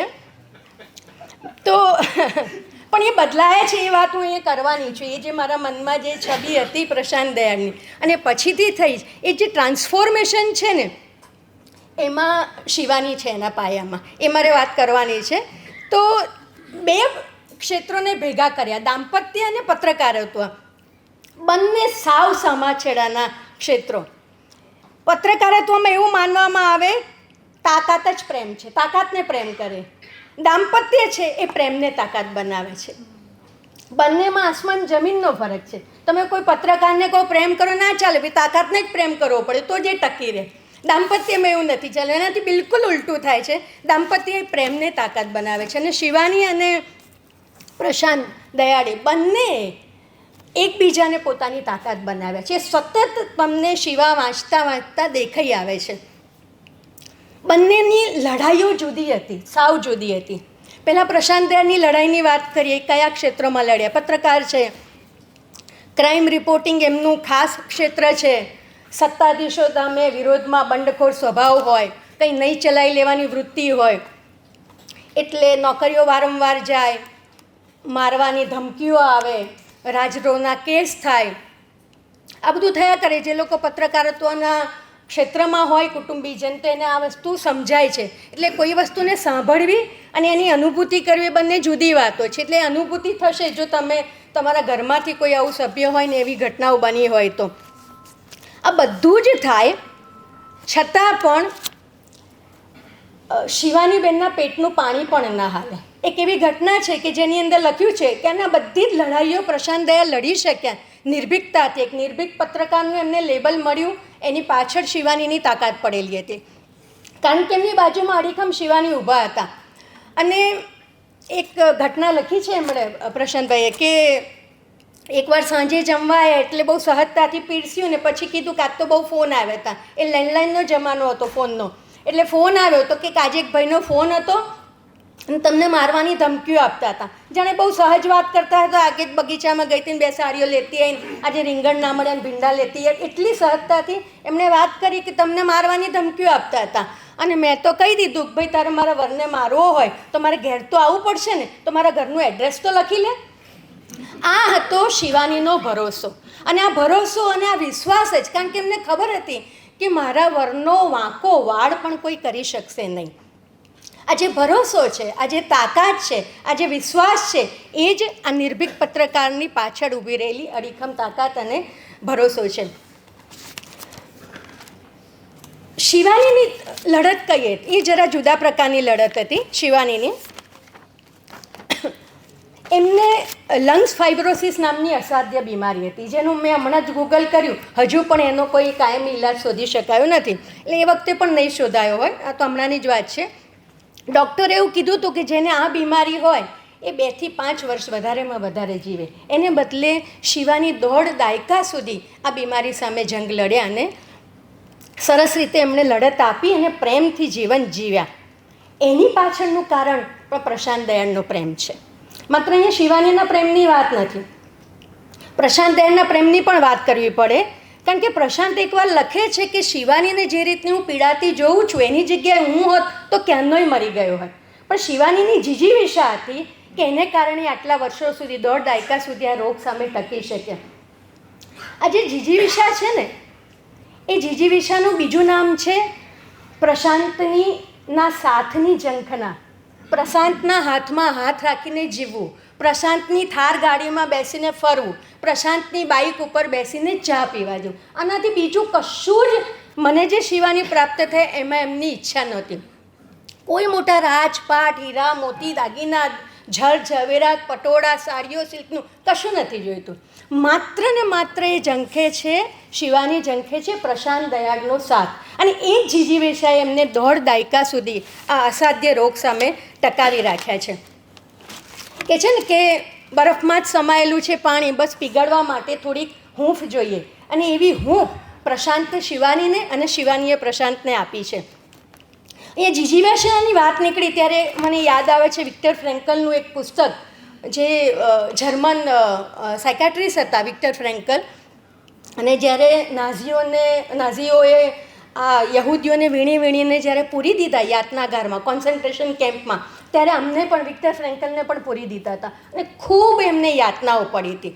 એમના કરતાં ઓછી યાતનાઓવાળા મરી ગયા કોન્સન્ટ્રેશન કેમ્પમાં. વિક્ટર ફ્રેન્કલ જીતી ગયા અને ટકી રહ્યા. એ પછીથી એમણે એક પુસ્તક લખ્યું છે જે દુનિયાભરમાં ખૂબ વેચાયું છે. એનું નામ છે મેન સર્ચ ફોર મિનિંગ. એનું ગુજરાતી પણ વિચાર વલોણું પરિવાર કે કોઈએ બહુ સરસ કર્યું છે, મેન સર્ચ ફોર મિનિંગ. અને એમાં વિક્ટર ફ્રેન્કલ જે થિયરી લખે છે ને બરોબર શિવાનીને લાગુ પડે છે. એ લખે છે કે મેન સર્ચ ફોર મિનિંગમાં કે જે માણસને જીવન જીવવાનો હેતુ હોય, અર્થ મળે, સાર્થકતા મળે ને, એ માણસ ગમે તેવી યાતનાઓ સામે પણ ટકી શકે છે. શિવાનીના જીવનનો પણ એક અર્થ હતો, શિવાનીના જીવનનો પણ એક હેતુ હતો. અને એ હેતુ એટલે બીજું કંઈ જ નહીં, પ્રશાંત દયાળની જોડે હાથમાં હાથ રાખીને રહેવું. અને ત્યાં સુધી કે નવા લગ્ન થયા હોય, જુવાની હોય તો સમજી શકાય કે ભાઈ સખ્ય ઝંખે બંને જણ પતિ ને પત્ની. આઈસીયુની ઘોર દિવાલો ચાર, અસાધ્ય બીમારી, રોગની પીડાઓ છે, તો પણ એ કહે છે પેલા નર્સને, તમારા નિયમનો ભંગ કરીને એક કામ કરો ને. તો કે શું? તો કે મહેરબાની કરીને મારા હસબન્ડને નીચેથી બોલાવી આપો ને 2 જ મિનિટ માટે. 2 જ મિનિટે આવશે, એમનો હાથ હું મારા હાથમાં રાખીશ ને તો મને ઊંઘ આવી જશે. આ જે જીજીવિષા છે એ જીજીવિષા જ એમને 1.5 દાયકા સુધી જીવાડી ગઈ. ગમે એટલી તબિયત ખરાબ હોય, એમાં 2-4 પ્રસંગો છે એવા, પણ શિવાનીને પ્રશાંત દયાળ એમ કે ચલો ફરવા જઈએ તો એ તરત તૈયાર થઈ જાય. એ બાઇક ઉપર બેસીને ચા પીવા તૈયાર થઈ જાય. એ ઓમકારેશ્વર ગયા, એટલે ગયા વર્ષની વાત છે, ત્યારે તો એમની તબિયત બગડેલી હતી જ.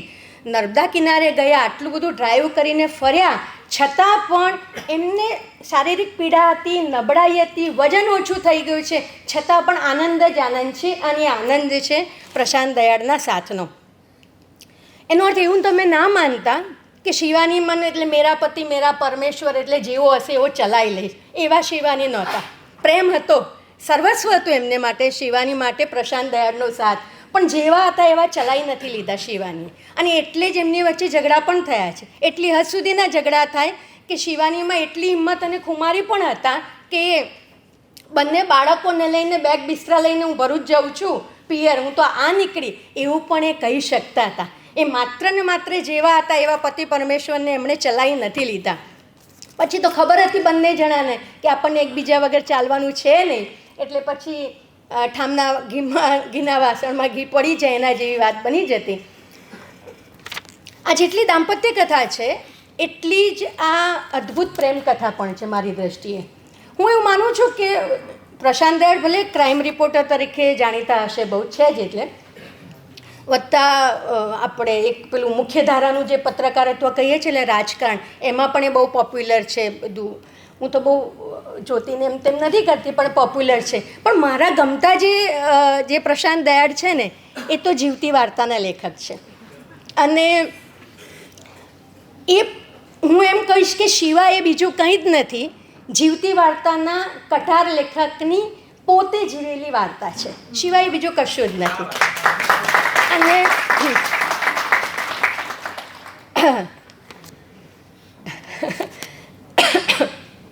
જીવન અહીંયા બેઠા છે એટલે હું શિવાનીબેન જ્યારે ગયા ત્યારે પણ ગઈ હતી, અને પ્રાર્થનાનું સતત મારા મનમાં ધ્યાન રહ્યા કરે છે. આ પ્રેમકથા જ ખરી. શિવા એ તમે વાંચો ને તો એક જરા જુદા પ્રકારની પ્રેમકથા લાગે. દાંપત્યની તો ખરી, તાણાવાણા ખરા, પણ પ્રેમકથા છે. દાંપત્ય અને પ્રેમકથા જુદી વસ્તુઓ છે, એ કંઈ કહેવાની જરૂર નથી. પણ આ ખરેખરી પ્રેમકથા છે. પણ રોમિયો જુલિયટવાળી નહીં, શિરી ફરહાદવાળી નહીં, લવ એટ ફર્સ્ટ સાઇટવાળી તો બિલકુલ નહીં. લવ એટ ફર્સ્ટ સાઇટવાળી ક્યાંથી હોય આ કથા? તમે જુઓ, પહેલી વાર જ્યારે પ્રશાંત દયાળ મળવા જાય છે, બંને એકબીજાને મળ્યું તો જોયું નથી, તો ક્યાંથી લવ એટ ફર્સ્ટ સાઇટ થવાનો હતો? આ ભાઈને તો એમના મમ્મી ને પપ્પાએ ધક્કો મારીને મોકલ્યા હતા કે ભાઈ જા છોકરી જોઈ આય, છોકરી જોઈ આય. એટલે બળજબરીથી છોકરી જોવા ગયા હતા. અને પછીથી આપણે ઘણા કિસ્સાઓમાં બને છે, એકવારના પ્રેમમાં નિષ્ફળતા મળેલી, પછી તાજી તાજી તે નિષ્ફળતા, એટલે બીજી છોકરીનો તો વિચાર જ ના આવે એમને. પણ આ બધું એમણે જ લખ્યું છે, કંઈ મેં સંશોધન નથી કર્યું, એટલે કહું છે. તો ના, એક નિખાલસ રજૂઆત પણ છે. પણ મેં નક્કી કર્યું છે કે આમાં માત્ર એચ ફોર હાર્ટને જ લેવો, એટલે એચ ફોર હેડને હું લાવીશ. વચ્ચે વચ્ચે ચમકારા મારી ગયો છે આ સ્ક્રિપ્ટ લખતી વખતે, પણ એની વાત હું પ્રશાંતભાઈ એકવાર સાથે કરીશું. અત્યારે નહીં, અત્યારે તો એચ ફોર હાર્ટ, કારણ કે આજે એમનો જન્મદિવસ પણ છે. તો ગયા બંને જણા એકબીજાને પેલું છોકરો ને છોકરીને જ્યાં મળી આવો ને બેસે, તો પેલા નીચું જોઈને બેઠા છે, છોકરી સહજ લજ્જાતી, અને પેલા ભાઈ તો એમને કંઈ રસ જ નથી, એમને તો એમ કે ના જ આવવાની છે, પણ એને બદલે હા આવી. એટલે લવ એટ ફર્સ્ટ સાઇટ બિલકુલ નહોતો. રાત્રે 2-3 વાગ્યા સુધી આ માણસ ઘેર ના આવે, નવા લગ્ન છે તો પણ વિચાર કે હું મદિરા પાન કરું છું, હું માંસ ખાઉં છું ને એમ તેમ. ગુજરાતનો સંદર્ભ છે એટલા માટે, બાકી કંઈ મહારાષ્ટ્ર હોય તો વાંધો નહોતો, પણ ગુજરાતનો છે એટલા માટે. પણ અને પેલા બહેન કંઈ કહે તો કે મેં પહેલાં તને કીધું હતું કે હું આવો જ છું અને નથી બદલાવાનો, એટલે તારે હવે મને બદલવાની કોશિશ નહીં કરવાની. વાત પ્રેમકથાની એટલા માટે છે આ, કે એ જે માણસ લગ્ન જીવનની શરૂઆતમાં 2-2 વાગે ઘરમાં આવે છે, પત્નીની વાતનું એક કશું જ કયું માનતો નથી, એ માણસ જ્યારે પત્ની આઈસીયુમાં છે ત્યારે ઘેરથી પત્નીની એક જોડી સાડી મંગાવે છે, એટલા માટે કે એની સાડી હશે તો મને એની હાજરી અનુભવાશે. આ ટ્રાન્સફોર્મેશન છે, આ જે રૂપાંતર છે ને, એ શિવાને પ્રેમકથા બનાવે છે, શિવાની અને પ્રશાંત દયાળની. કે એની હાજરી વગર હું ઊંઘી નહીં શકું, અને મને એટલા માટે એની સાડી જોઈ છે. શિવાની બેનમાં પણ ટ્રાન્સફોર્મેશન થયું છે, એ અહીંયા વ્યક્ત નથી થયું, કારણ કે શિવાની એના લેખક છે. શિવાની બેનનું ટ્રાન્સફોર્મેશન મેં શિવા ઉપરથી કલ્પ્યું છે. એમણે જે વર્ણન કર્યું છે એમાં ભરૂચ ગામની પ્રવીણા છે, એ તો શિવાનીનું મૂળ નામ પ્રવીણા, અને એ તો બહુ ગભરું છે. અમદાવાદના મોટા શહેરના રસ્તાઓ જોઈને બી જાય, બેંકમાં જવાથી ગભરાય, બાળકોને મૂકવા લેવા જવાથી ગભરાય, ને ઘર બહારના કશા કામ નથી આવડતા, એ ગભરાય છે. તો ગૃહિણી છે, અને એનો ઘર અને એનો પરિવાર, બીજી કોઈ દુનિયા સાથે એને મતલબ નથી. પણ તમે ફોટો જોયો હોત, આ ફોટો અદ્ભુત છે. જેણે પણ એને પસંદ કર્યો છે એણે, અને જેણે સાડી પસંદ કરી છે, જો શિવાનીબેને કરી હોય તો એમણે જેવી રીતે શિવાનીબેને એને પહેરી છે, જેણે એનો ફોટો પણ, એ બધાને ખૂબ ખૂબ અભિનંદન. કારણ કે એ શિવાની એ પેલા ભરૂચવાળા પ્રવીણા નથી, એ શિવાની તો આત્મવિશ્વાસથી છલોછલ છે, જીવન રસથી ભરેલા છે. ઇનફેક્ટ હું આજે સાડી પહેરવાને, આજે રવિવાર હતો એટલે કંઈ મૂડ ના હોય કે ભાઈ બપોરે પહેરવાની છે આમ તેમ, તો મેં જરા અધ્યાપકીય સ્ટાઇલવાળી સાડીઓ કાઢી, તો કે આમાંથી એકાદ પહેરી લઈશ. એ ઇસ્ત્રીવાળી હતી થોડી, એટલે પછી વાંચ્યું કે આજે જન્મદિવસ છે એના ફોટો જોયો એમનો, ભાઈ આ ના ચાલે જન્મદિવસે, આમના જન્મદિવસે તો આવી જરીવાળી બોર્ડરવાળી સાડી જ જોઈએ. આજે જીવન રસથી છલોછલ જે શિવાની બની છે ને એ પ્રવીણામાંથી શિવાનીનું ટ્રાન્સફોર્મેશન, રૂપાંતર છે. અને એની પાછળ પણ રહેલો છે પ્રશાંત દયાળનો પ્રેમ. અને એ અર્થમાં આ પ્રેમ કથા છે. એક સ્વચ્છંદી પોતાની રીતે જીવન જીવવાવાળા, માંસ મદિરા ખાવાવાળા, મોડી રાત સુધી ઘર બહાર રહેવાવાળા પ્રશાંત દયાળ, ઘરની જવાબદારીઓથી અને સમગ્ર રીતે એક પરિવારને, પત્નીને ખૂબ પ્રેમ કરવાવાળા, કાળજી રાખવા. એક પ્રસંગ મને બહુ જ ગમ્યો છે, જે આમાં કહીને મારી વાત પૂરી કરીશ. કે પ્રેમ કરવો એટલે દાગીના અપાવવા, વેલેન્ટાઇન ગિફ્ટ, આવું તો મને લાગે કે માર્કેટવાળાએ જ ઘુસાડ્યું હશે. બાકી એક સ્ત્રી તરીકે હું જોઉં કે શું ગમે છે બહેનોને, શું ગમે છે. તો કે છે એક દિવસ શિવાની અને પ્રશાંત દયાળ નવા લગ્ન થયા હતા અને અમારી કોલેજની બહાર જે કુણાલ રેસ્ટોરન્ટ છે, જે એક જમાનામાં યશવંત દાદાનું ઘર પણ હતી પ્રશાંતભાઈ, એ ઘર એમાં રેસ્ટોરન્ટમાં ઢોસા ખાવા જાય છે. અને શિવાની બેનને આવડે નહીં, મને બી ખરેખર બહુ તકલીફ પડે છે હજુ પણ, એટલે અમે તો રોટલી શાકની જેમ ખાઈ લઈએ. અને પ્રશાંતભાઈએ તો સ્ટાઇલથી છરી કાંટા વડે ખાવાના શરૂ કર્યા. પછી એમનું ધ્યાન ગયું, જુઓ બરફ છે થીજેલો, બરછટ માણસ છે પણ અંદર પાણી જ છે, એટલે જરાક હૂંફની જ જરૂર હતી. એટલે તરત ધ્યાન ગયું કે અમને ખાતા ફાવતું નથી, એટલે એમણે પણ છરી કાંટા મૂકી અને હાથથી ખાવાનું શરૂ કર્યું. અને જીવનભર એમણે જ્યારે શિવાની જોડે જાય ત્યારે એમણે હાથથી ખાધું છે. આ બહુ મોટી વાત છે, આ બહુ મોટો પ્રેમ છે. અને એવી જ બીજી વાત, છેલ્લી વાત, એ પણ આપણને બહેનોને કદાચ સમજાય તો સમજાય. અને એ છે કે આપણે ત્યાં એવું માનવામાં આવે છે કે જે છોકરીઓ હોય, સ્ત્રીઓ હોય, એના ડીએનએમાં લખાઈને આવે છે, એના જીન્સમાં હોય છે કે એને તો સાસરે જ રહેવાનું હોય.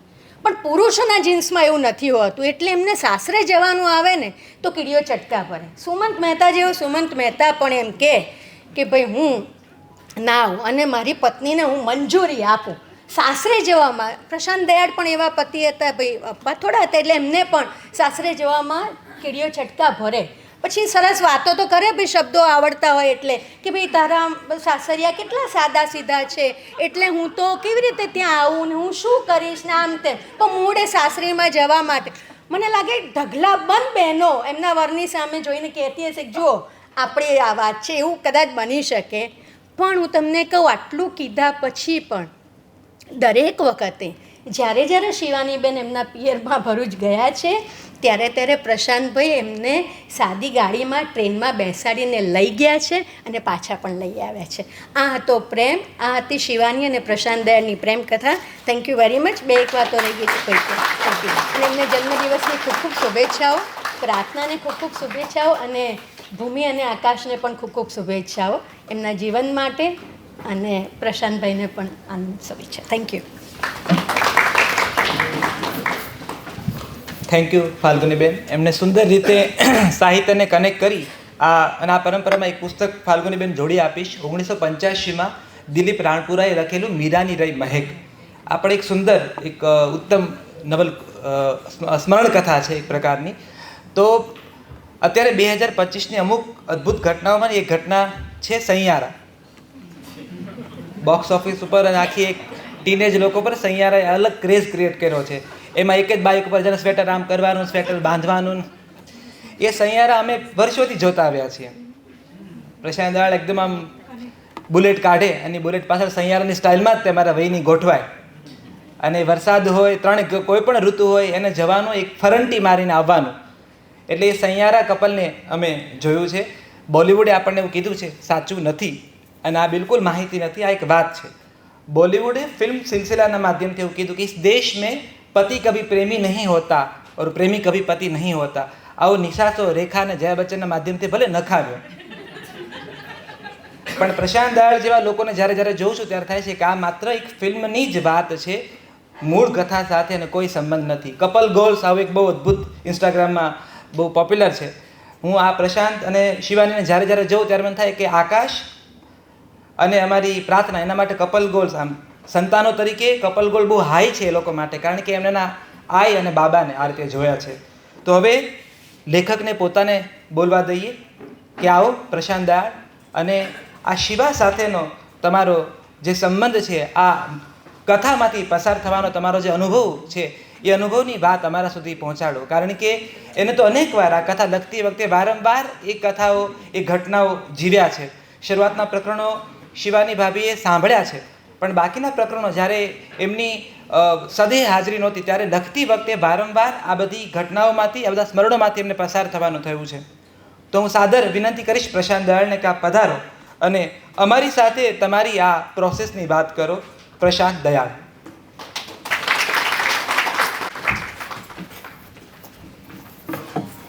પહેલાં તો અપેક્ષા કરતાં વધુ મિત્રો આવ્યા છે, એમનો આભાર. હું જ્યારે આ કાર્યક્રમનું આયોજન થઈ રહ્યું હતું ત્યારે કિરણને એવું કહેતો હતો કે સાહિત્યમાં તો બહુ ઓછા મિત્રો આવે, પણ કિરણ કહેતો હતો કે ના આવશે. તો બધાનો પહેલાં તો ખૂબ ખૂબ આભાર, તમે આવ્યા. બાકીના જેટલા મારા 7 કે 8 પુસ્તકો જે અગાઉના લખાયા છે એ તો પ્લાન પુસ્તકો હતા કે જેના માટે મેં મહેનત કરી અથવા એનું આયોજન કર્યું કે લખવું છે. આ પુસ્તક લખવાનો મને આમ તો વિચાર નહોતો આવ્યો. આજે 21 સપ્ટેમ્બર છે. 21 સપ્ટેમ્બર 1971માં શિવાનીનો એક રૂઢિચુસ્ત મરાઠી બ્રાહ્મણ પરિવારમાં જન્મ થાય છે અને 1996માં શિવાની મારા ઘરે આવે છે. આ દરમિયાન ફાલ્ગુને પણ એમ કહ્યું એમ, અને ઉર્વિશ અને કેટલાક સાક્ષીઓ છે, ધીમંત અને હર્ષદભાઈ પણ સાક્ષી છે, એમણે મારી વૃક્ષતા જોઈ છે અને અનુભવી પણ હશે. મારી વૃક્ષતાનો ઘણા બધા લોકો શિકાર પણ બન્યા હશે. અને વૃક્ષતામાંથી એક માણસ બનાવવાની આખી જે પ્રક્રિયા થઈ આટલા વર્ષો, શિવાની માટે જે શબ્દોમાં હું એટલું જ કહીશ કે એણે ખરેખર જે કંઈ કર્યું મારા માટે, એને એક શબ્દમાં કે એક વાક્યમાં કહેવું હોય તો એણે મને માણસ બનાવવાની બહુ મોટી ભૂમિકા અદા કરી.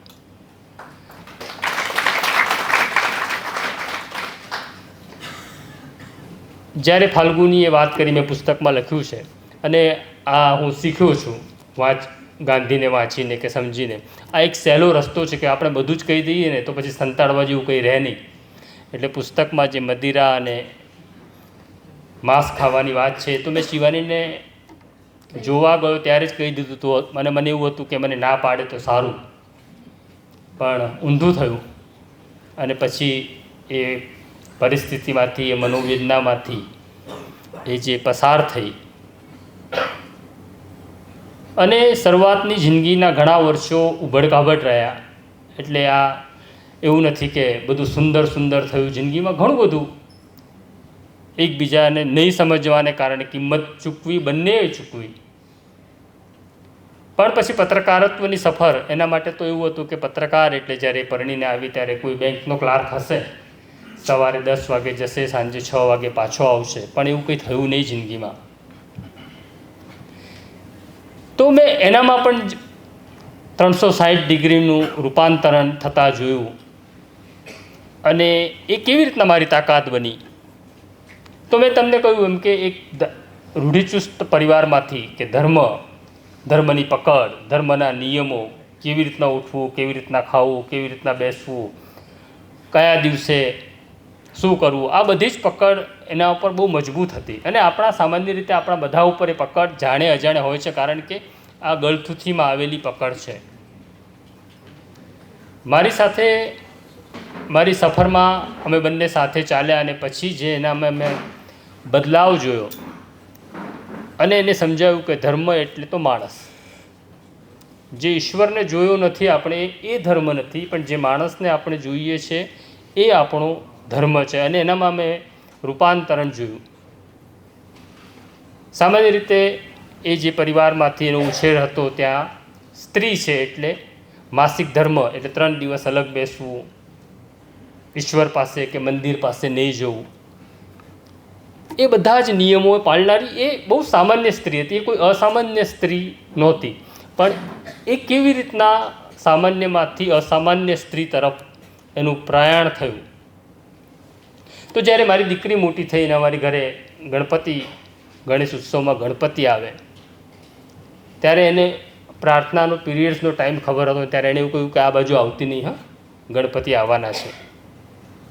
ત્યારે મેં એને પૂછ્યું કે એનો શબ્દ છે માસિક ધર્મ. માસિક ધર્મ એટલે જો ધર્મ છે તો પવિત્ર છે.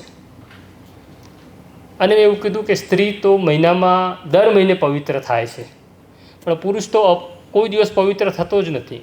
તો અપવિત્ર કેવી રીતના થયું? એને કેટલાક સાયન્ટિફિક કારણો આપ્યા અને સમજી ધીરે ધીરે એનામાંથી એ રૂઢિચુસ્તતા કે ધર્મની પકડ ઘટવા લાગી અને એને સમજાવવા લાગ્યું કે કોઈને તકલીફ ન આપીએ, કોઈના જીવનમાં સુખ આપીએ તો એ ધર્મ છે. તો એ ધીરે ધીરે એનામાં એ આખી બાબત બદલાવા લાગી. પછી અમે ઘણી બધી જગ્યાએ આપણે જઈએ છીએ, ઉજ્જૈન જઈએ છીએ કે મોટા મંદિરોમાં જઈએ છીએ, તો ત્યાં આગળ એક પ્રથા છે સાંઈબાબાના મંદિરમાં કે ઉજ્જૈનમાં કે પૈસા આપો તો એક અલગ લાઈન છે, પૈસા ના આપો તો એક અલગ લાઈન છે. તો હું એની તબિયતને કારણે એવું પસંદ કરતો કે આપણે ત્યારે એને ના પાડતી કે દર્શન ન થાય તો નથી કરવા. મારો ભગવાન પૈસાદાર માટે ને ગરીબ માટેનો અલગ કેવી રીતના હોઈ શકે? તો બહુ સામાન્ય વસ્તુ છે. એટલે પૈસા નહોતા માટે નહીં, પૈસા હોય તો પણ આપણે એવા દર્શન નથી કરવા. પૈસા ના હોય તો એક મજબૂરી છે, પણ પૈસા હોય તો પણ મારે એવા ઈશ્વર પાસે અથવા એવા માર્ગે ઈશ્વર પાસે નથી જવું કે એના દર્શન નથી કરવા કે જ્યાં મારા ઈશ્વરને મળવા માટે મારે પૈસા ખર્ચવા પડે. હવે એ અસામાન્ય બનવાની પ્રક્રિયા કેવી રીતના થાય? જો તમે બારીક નજર રાખો, પહેલાં તો એવું છે કે આપણા ઘરમાં પછી આપણે પુરુષ તરીકે પિતા હોઈએ, પતિ હોઈએ, ભાઈ હોઈએ, તો પહેલાં તો આપણું મન એવું નક્કી કરે છે કે મને તારા કરતાં વધુ ખબર પડે છે. પછી તું ગમે એટલી ભણેલી હોય, હોશિયાર હોય, તો પણ જે આપણે બહુ સહજ ભાવે અહીંયા બેઠેલા લોકો પણ એવું બોલ્યા હશે કે તને નહીં ખબર પડે, તને નહીં આવડે, તારાથી નહીં થાય. પણ છતાં એને જે ખબર પડતી હતી એ બારીક નજરથી મેં જોવાની શરૂઆત કરી. તો છેલ્લા એને લંગ ફાઇબ્રોસિસ તો છેલ્લા 15 વર્ષથી હતો અને ડૉક્ટરે તો એવું કહ્યું હતું કે આ દર્દી, મેં પુસ્તકમાં કહ્યું છે કે 2, 4, 5 વર્ષથી વધારે ન જીવી શકે, પણ એને જીવવું હતું, છેલ્લે સુધી જીવવું હતું. અને ગઈ ત્યાં સુધી પણ એણે મને એવું નથી કહ્યું, એને ખબર હતી કે જઈ રહી છે. એ બહુ કપરો કાળ હતો છેલ્લો કે જ્યારે મારે છેલ્લા 48 કલાક પહેલાં એના માથે હાથ મૂકીને એવું કહેવું પડ્યું કે હું તને મુક્ત કરું છું, તું મને મુક્ત કર, જા, તારો જવાનો સમય આવ્યો છે. એ બહુ કપરો કાળ મારા ને એના બંને માટે હતો. પણ 5-1 વર્ષથી અમારે ત્યાં હિમાંશુ છે, મારો મિત્ર, મારો પડોશી છે, એવું કહે કે હિમાંશુને ટેવ, હિમાંશુ વિદેશ રહીને આવ્યો છે એટલે આમ ચપ્પલ પહેરીને ઘરમાં દાખલ થાય એટલે પહેલાં કે ચપ્પલ બહાર, ઘરમાં ચપ્પલ નહીં પહેરવાના. એટલે હિમાંશુ એવું કહે કે તમારા ઘરમાં કોઈને ઓપરેશન કરવાનું હોય તો ઓટી જેટલી સ્વચ્છતા, ઓપરેશન થિયેટર જેટલી સ્વચ્છતા એ રાખે, એ નિયમ પાળે. પણ એની છેલ્લી જે તબિયત નાજુક દોરમાં પસાર થયો ત્યારે કોઈક એને મદદમાં કોઈ હોય તો સારું, એટલે એક દીકરીની પસંદગી થાય છે. ઝૂંપડપટ્ટીમાં રહેનારી દીકરી છે. એણે મને સવારે કીધું કે એક છોકરી આવી, તમે વાત કરશો? એને તમામ નિર્ણયમાં મારી જરૂર પડે. હું એને એવું કીધું આ નિર્ણય તારે લેવાનો છે, તો પણ એ મને બોલાવે, એ નિર્ણય ન કરે. એટલે કીધું સારું, ચાલ, તને ફાવે છે તો. હવે આ સારા માણસ થવાની પ્રક્રિયા કેવી છે હું તમને કહું.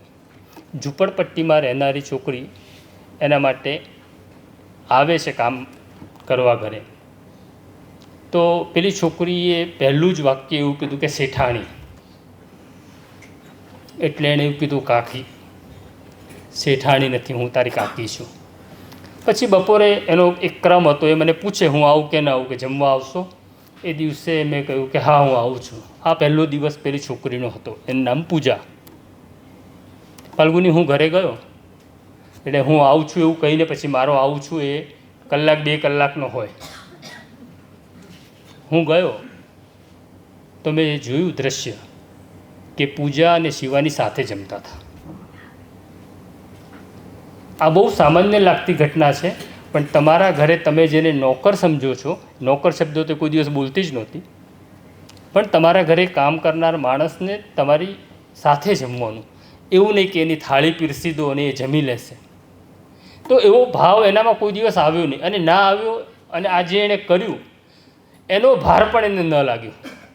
નહીં તો કેટલીક વખત કેવું થાય છે કે આ બહુ સહજ બોલચાલની ઘટના છે, આપણને તો કોઈ દલિત સામે વાંધો નથી હો, આપણે સાથે જમીએ દલિતો. આ ભાર છે, દલિતની સાથે હું જમી શકું એ પણ ભાર છે. તો આ બહુ સહજ પ્રક્રિયા છે, આમાં કંઈ કોઈ મોટો એવોર્ડ મળવાનો નથી, પણ છતાં આપણે કેટલા સારા છીએ એ ભાવ સાથે જીવવું. પણ એ ભાર વગર પણ એવું એ જીવી શકતી હતી. ધાર્મિક હતી, એનામાં વડ સાવિત્રીની પૂજા પણ એ કરતી, અને મારે જ લઈ જવાનું એ વડ સાવિત્રીની પૂજા કરવા. હવે વડ સાવિત્રીની પૂજા તો પતિના આયુષ્ય માટે જ સ્ત્રીઓ કરતી હોય છે.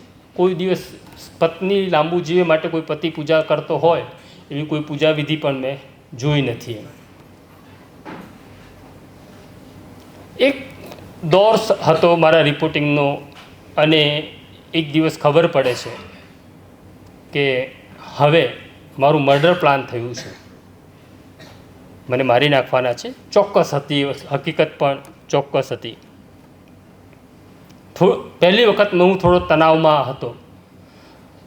રાત્રે 2 વાગે મેં એને વાત કરી કે મારે તને કંઈક કહેવું છે, કારણ કે કોઈકને તો ખબર હોવી જોઈએ કાલે થાય તો, કે એ ઘટના ઘટે તો.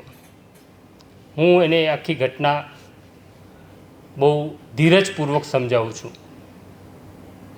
તો એ મને પૂછે છે કે તમે લખો છો, સમાચાર લખો છો, એના માટે તમને મારી નાખવાના છે? મેં કીધું હા. હવે આ વડ સાવિત્રીની પૂજા કરનારની, વરનું દીર્ઘાયુષ્ય માગનારી સ્ત્રી બીજો સવાલ એવું પૂછે છે કે તમે મરી જશો પછી મને કે તમારા બાળકોને શરમ આવે એવું કોઈ કારણ તો બહાર નહીં આવે ને? મેં કીધું ના. તેનું વાક્ય હતું તો મરી જજો. લખવાને માટે મરી જવું પડે તો મરી જજો. હવે મારું દીર્ઘાયુષ્ય માગે, અને બીજી બાજુ એ મને એવું કે મરી જજો. તો આ તાકાત. રસ્તો પણ ક્રોસ ન કરે જાતે. હજી પણ એ છેલ્લે ગઈ ત્યાં સુધી રસ્તો પણ એને જાતે ક્રોસ નથી કર્યો. અને ભૂમિ અને પ્રાર્થના પાછળ બેસી ત્યારે એવું કે આ છોકરીઓ બહુ ફાસ્ટ ચલાવે છે, મને બીક લાગે છે. પણ એ પોતાનો પતિ લખવાના કારણે મરી જતો હોય તો મરી જાય તો પણ મને વાંધો નથી. અને એનું વાક્ય હતું તમે ચિંતા ના કરતા, હું બાળકોને મોટા કરી લઈશ. એને પત્રકારત્વ સાથે સ્નાન સૂતકનો સંબંધ નહીં. મેં એને કોઈ દિવસ અખબાર વાંચતી જોઈ પણ નથી. પણ છતાં એનું આ જે રૂપાંતરણ છે, નાની નાની વસ્તુ, મેં તમને કહ્યું ને કે આ પુસ્તકની અંદર એ બધી વસ્તુ, અને દીકરા અને દીકરી માટે એક જ ત્રાજવું. હમણાં અમારાથી કેટલાક અમારી એક સ્ટોરી નારાજ થયા હતા. એવું નક્કી થયું હતું કે ભાઈ બીજી જ્ઞાતિમાં છોકરીઓને નહીં પરણાવવાની. એટલે અમે સ્ટોરી કરી. સ્ટોરી એટલા માટે કરી કે એમાં દીકરીને બીજે નહીં પરણાવવાની વાત હતી. દીકરો કોઈકની લાવે ને તો આપણને વાંધો નહોતો. તો આકાશનું લગ્નની વાત આવી.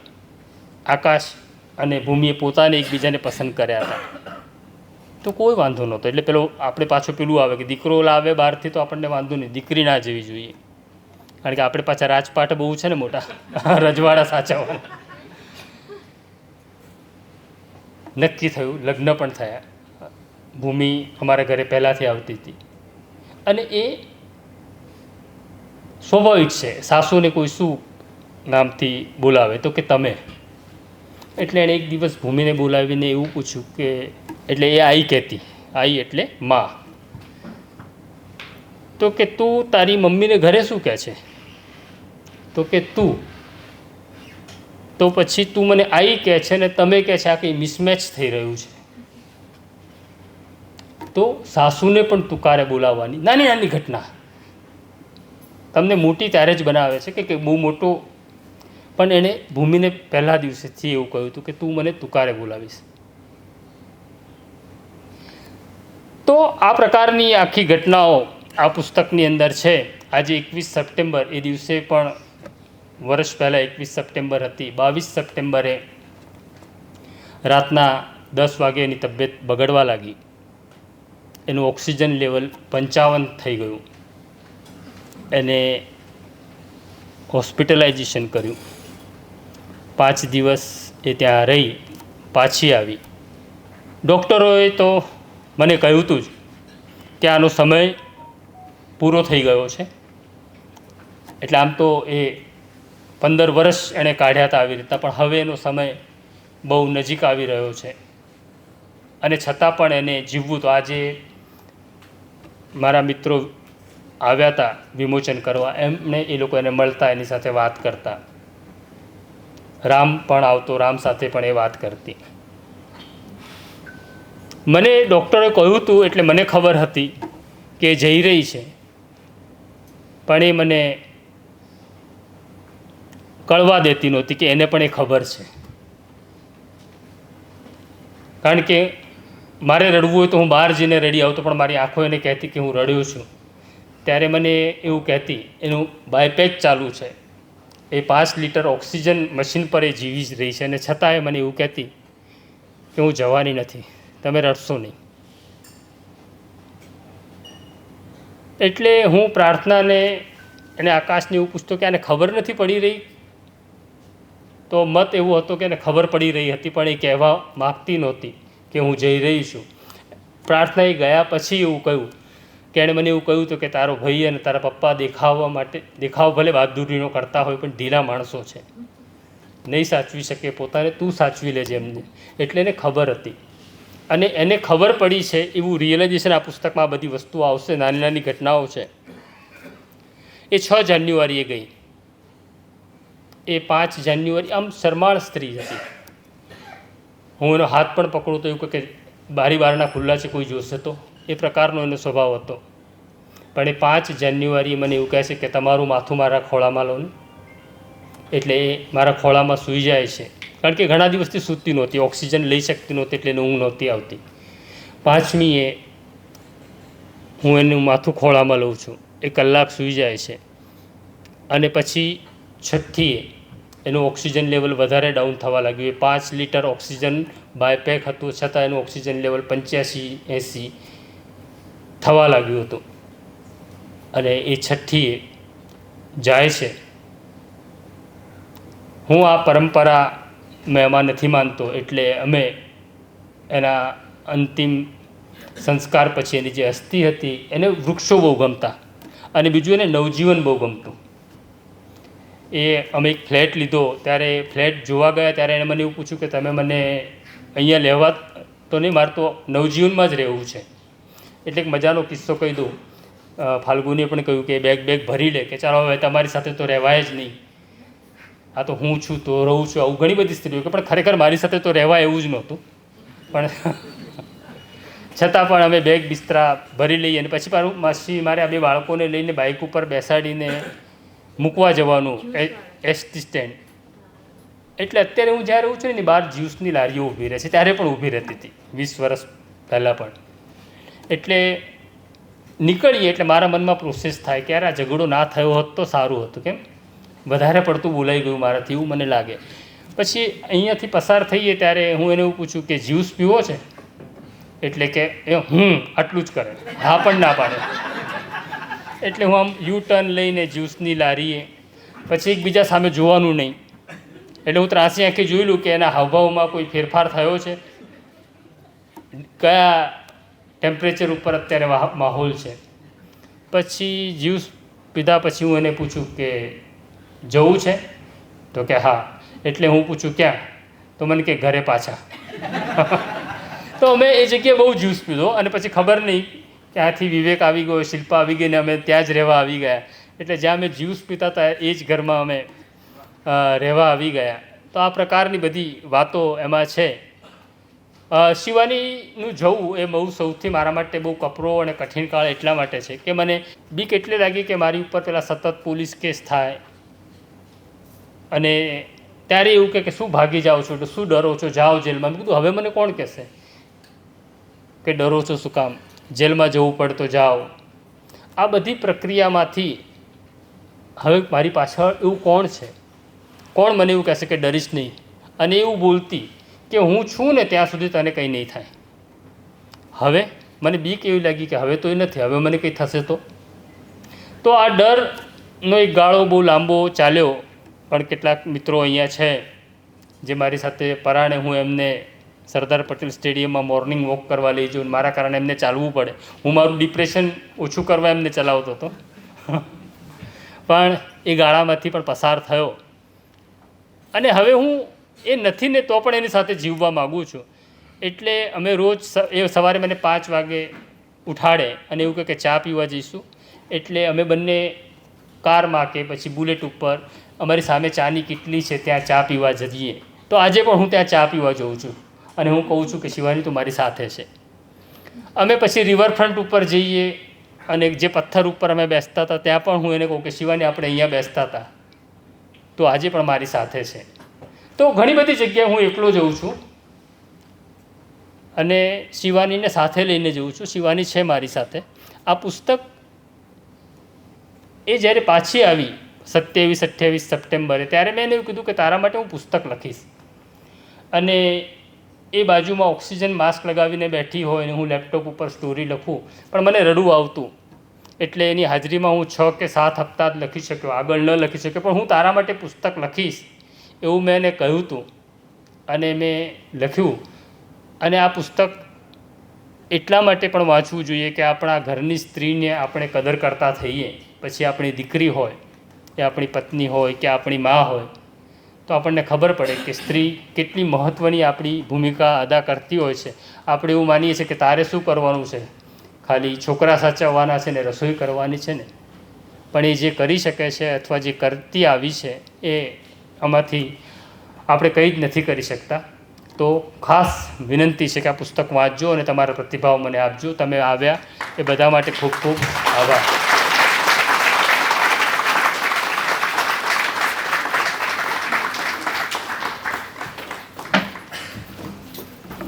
ખૂબ ખૂબ આભાર. આપણે ત્યાં ગુજરાતીમાં ગીત પરંપરામાં એક ખૂબ જાણીતું ગીત છે, તમે રે ચંપો ને અમે કેળ. ગુણીજનો એવું કહે છે કે મૂળ આ પરંપરા એટલા માટે કહેવાય છે કે એક જ ક્યારામાં ને ચંપો ને કેળ જ્યારે સાથે ઉગે છે ત્યારે બંને એકબીજાને સાચવે છે. એ તો ન કેળ કરમાય છે કે ન ચંપુ મુરઝાય છે. આ બે ઉર્જા સાથે બે લોકો, અને એને આપણે દાંપત્ય જીવન સાથે કનેક્ટ કરીએ છીએ. શિવા વાંચીએ ત્યારે વારંવાર તમને આ તમે રે ચંપો ને અમે કેળ, જો કદાચ આ કૃતિનું નામ શિવા ન હોત તો અચૂક આનું નામ તમે રે ચંપો ને અમે કેળ જ હોત. કારણ કે એ પ્રકારની આખી કૃતિ આલેખાઈ છે. કેટલાક ઉપક્રમો છે ને આપણે ત્યાં જ્યોતિષ પુરાણમાં એવું કહેવાતું હોય છે, વાતો કરતા હોય છે કે હજારો વર્ષોમાં એકવાર આ યોગ થયો છે. હવે આપણા પ્રોગ્રામ જ્યારે ઉત્તરાર્ધમાં આપણે કાર્યક્રમ પૂરો કરવા જઈ રહ્યા છીએ ત્યારે કેવી કે બે ઘટના નાનકડી મારે તમને કહેવી છે કે બહુ નાનકડા જ્યોતિષ મહારાજ કહેતા હોય ને કે આ હજારો વર્ષમાં ક્યારેક થાય, આ 100 વર્ષમાં ક્યારેક બનતી ઘટના છે. આવું તો હોય જ નહીં, પણ ક્યારેક એવો યોગ રચાય. આવો યોગ અમારા પરિવારમાં આજે રચાયો છે. જે હંમેશા ભણ કરે ને વહીને કહેતા કે આનું ભણવાનું કોઈ દી પૂરું નહીં થાય. એના છોકરાને એ જોડે ભણતા હશે, હજી નોકરી કરે છે તો પણ ભણે છે. મને લાગે છોકરાઓ નિવૃત્ત થશે પછી પણ બાપ ભણતો હશે. એવો બિલકુલ નહીં બોલતો આકાશ દયાળ આજે બોલવાનો છે. તો હું આકાશને સતત ભણ કરતા આકાશને કહું કે આકાશ આવ તારા અનુભવ ભણ. આકાશ દયાળ.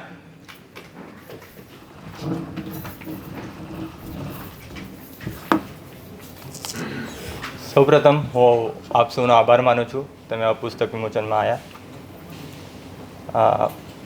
હું પહેલાં મારા આઈ વિશે વાત કરીશ. તો જે આ પુસ્તકનું મુખ્ય પાત્ર છે એ છે શિવાની દયાળ.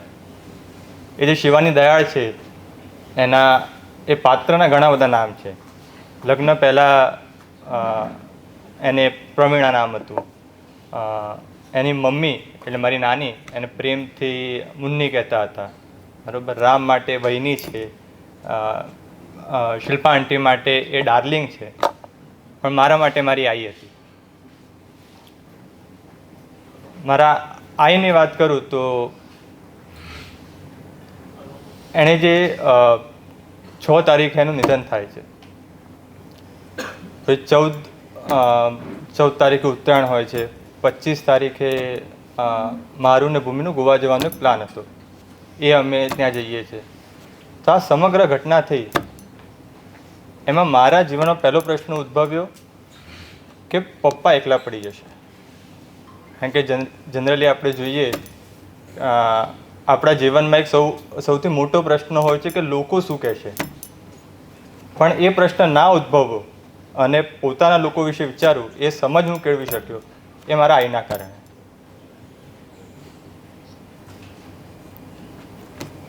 પ્રાર્થનાની એક ફરિયાદ છે, પ્રાર્થનાની અથવા તો હું બાબાની કહું કે એ તારી વકીલ છે. એ હંમેશા મારો બચાવ કરતી અને પ્રાર્થનાને એવું લાગતું કે એના જે નિર્ણય હતા એ પ્રાર્થનાના વિરુદ્ધમાં હતા. પણ એ જેટલી સારી વકીલ જીવનની સામાન્ય અથવા શુલ્ક ઝઘડાઓ હું કહું એ સારી વકીલ હતી, એટલી જ સારી વકીલ જીવનની કસોટીમાં હતી.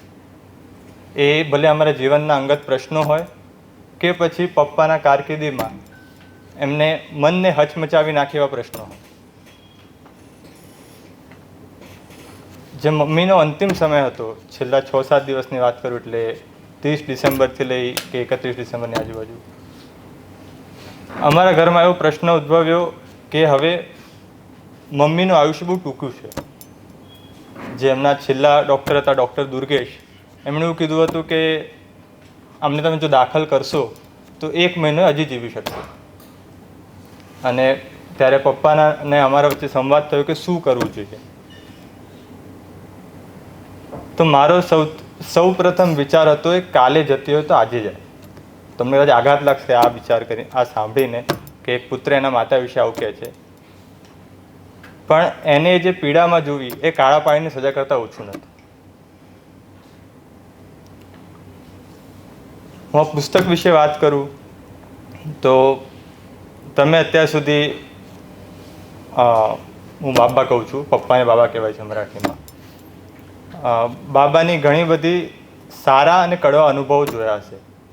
એ એમના સુરંગકાંડની જે એમણે સ્ટોરી કરી છે એ હોય, ઈશ્વર જહાં હોય, ઈશ્વર જહાં એન્કાઉન્ટર હોય કે પછી ગોધરા કાંડ હોય. અને કડવા અનુભવ વિશે કહું તો એમના અમદાવાદના પૂર્વ કમિશનરે કરેલા વિભિન્ન પ્રકારના કોર્ટ કેસ હોય કે પછી દેવભાસ્કરમાં થયેલી પગાર પંચની લડાઈ હોય. પણ એ સારા અથવા કડવા અનુભવ વખતે મમ્મી કેવી રીતે અથવા આઈ કેવી રીતે અડીખમ રીતે પપ્પા જોડે ઊભી રહે છે એની આ પુસ્તકમાં વાત કરેલી છે. અથવા બીજી રીતે આજે હું જોઉં છું તો આજે 1996માં મારો જન્મ થાય છે અને અત્યાર સુધી 29 વર્ષની ઉંમર છે. તો ઘણા બધા મિત્રો હું જોઉં છું જે પપ્પાને વર્ષોથી ઓળખે છે. તો પપ્પાની જે કારકિર્દી હતી કે ગેરેજમાં કામ કરવાથી લઈને અત્યાર સુધીની, એટલે એક હું એવું કહીશ કે સારા અને સફળ પત્રકાર. કારણ કે પત્રકાર મેં ઘણા જોયા છે પણ સારા અને સફળ પત્રકાર બહુ ઓછા જોયા છે. અથવા તો હું એવું કહું કે એમના પહેલાંના પ્રશાંત દયાળથી લઈને અત્યારના પ્રશાંત દયાળ સુધી એ જે રૂપાંતર થયું છે એમાં ડગલે ને પગલે મારા આઈનો શું સાથ અને સહકાર રહ્યો છે એની વાત પુસ્તકમાં કરેલી છે. તો આ પુસ્તક તમે વાંચશો તો મને અને સમગ્ર દયાળ પરિવારને બહુ ગમશે. ધન્યવાદ.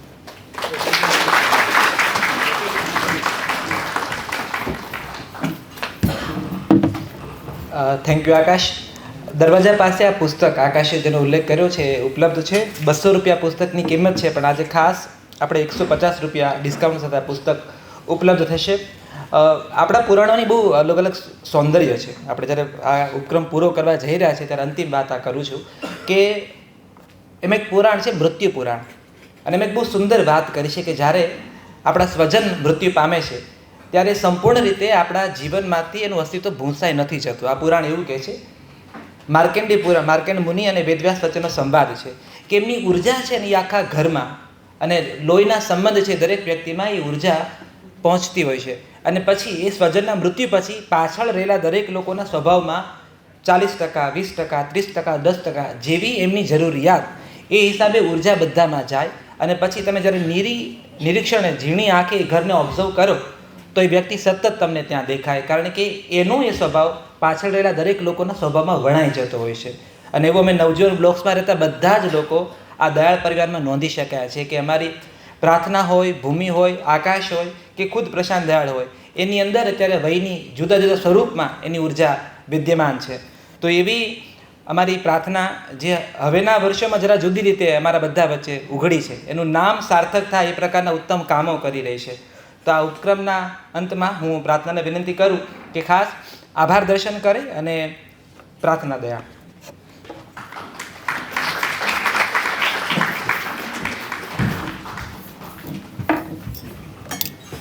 જેમ રામે વાત કરી મૃત્યુ પુરાણની, તો એની માટે એક હું નાની સ્ટોરી કહીશ જે બહુ જ ઓછા લોકોને ખબર છે. મેં થોડા ટાઈમ પહેલાં રામને કીધી હતી કે 6 જાન્યુઆરીએ મમ્મીનું ડેથ થાય છે.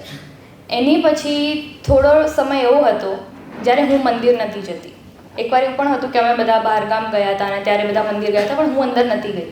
એનું રીઝન એ હતું કે મને ગુસ્સો હતો કે મારી મમ્મી જોડે કેમ આવું થયું. અને મને એવું પણ ખબર હતી કે એક સમય એવો પણ આવશે કે જ્યારે હું જાતે જઈશ, પણ જ્યારે મારા મગજમાં એ વસ્તુ સોર્ટ થઈ જશે પછી હું જઈશ. પછી એક દિવસ મારી રામ જોડે વાત થાય છે. મારી ને રામની ઘણીવાર જેમ કોફી વિથ કરણ હોય એમ અમારો એપિસોડ ચાલતો હોય છે. અમે બધી વાતો કરીએ, બધી જ ગોસિપ કરીએ. તો ત્યારે મેં એને મમ્મી વિશે વાત કરી હતી. તો ત્યારે એણે મને એ વસ્તુ કીધી કે મૃત્યુ પુરાણમાં આ વસ્તુ લખેલી છે કે આપણે એવું માનીએ છીએ કે જે માણસ છે એનું ડેથ થઈ જાય છે પછી એ ફિઝિકલ ફોર્મમાં નથી હોતું, પણ એનો મતલબ એવો નથી કે એ આપણી લાઈફમાં નથી કે આપણી આસપાસ નથી. એ ઓલવેઝ આપણા ઘરની આજુબાજુ, આપણા જે ફેમિલીના લોકો છે કે એમના જે મિત્રો છે એની આજુબાજુ એક એનર્જી બનીને રહે છે ને જે તમને પ્રોટેક્ટ કરે છે કે તમારી લાઈફમાં જ્યારે એવી સિચ્યુએશન્સ આવે છે તો એ બધાથી એ તમને બચાવે છે. અને અમારી જ્યારે આ વિશે વાત થઈ પછી એકચ્યુઅલી મેં એ વિશે વિચાર્યું અને મને એવું લાગે છે કે ઘણી બધી છેલ્લા અમુક મહિનામાં આવી સિચ્યુએશન્સ હતી કે જ્યારે એણે એની એનર્જીએ અમને બચાવ્યા છે. કારણ કે એ આપણે ફિઝિકલ ફોર્મમાં ભલે ના હોઈએ, પણ જેમ કે હું છું કે મારો ભાઈ છે તો અમે એના શરીરનો જ ભાગ છીએ. તો એવું પોસિબલ જ નથી કે અમારી જોડે ના હોય. અને આ બુકમાં પણ એક વાત લખી છે જેનું ફર્સ્ટ પેજ છે. એમાં લખેલું છે કે પ્રિય પ્રાર્થના, ભૂમિ, આકાશ અને મારા તે તમામ પ્રેમાળ મિત્રોને જેમણે શિવાનીને જીવાડવા માટે અગાધ પ્રયત્નો કર્યા છે. હવે મને એવું લાગે છે કે એની જે મેમરીઝ છે કે જેમ કે ઘણા બધાએ એની જેવી વાતો કરી છે એ આપણને બધાને હવે જીવાડવા માટે મદદ કરે છે કે જે આપણે કદાચ આટલા સમયમાં નથી વિચાર્યું, કે આપણને નથી ખબર પડતી કે હવે શું થશે કે શું કરીશું. તો હું એવા ટાઈમે એવું વિચારું છું કે જો મમ્મી હોત તો એ મને શું કહેતી.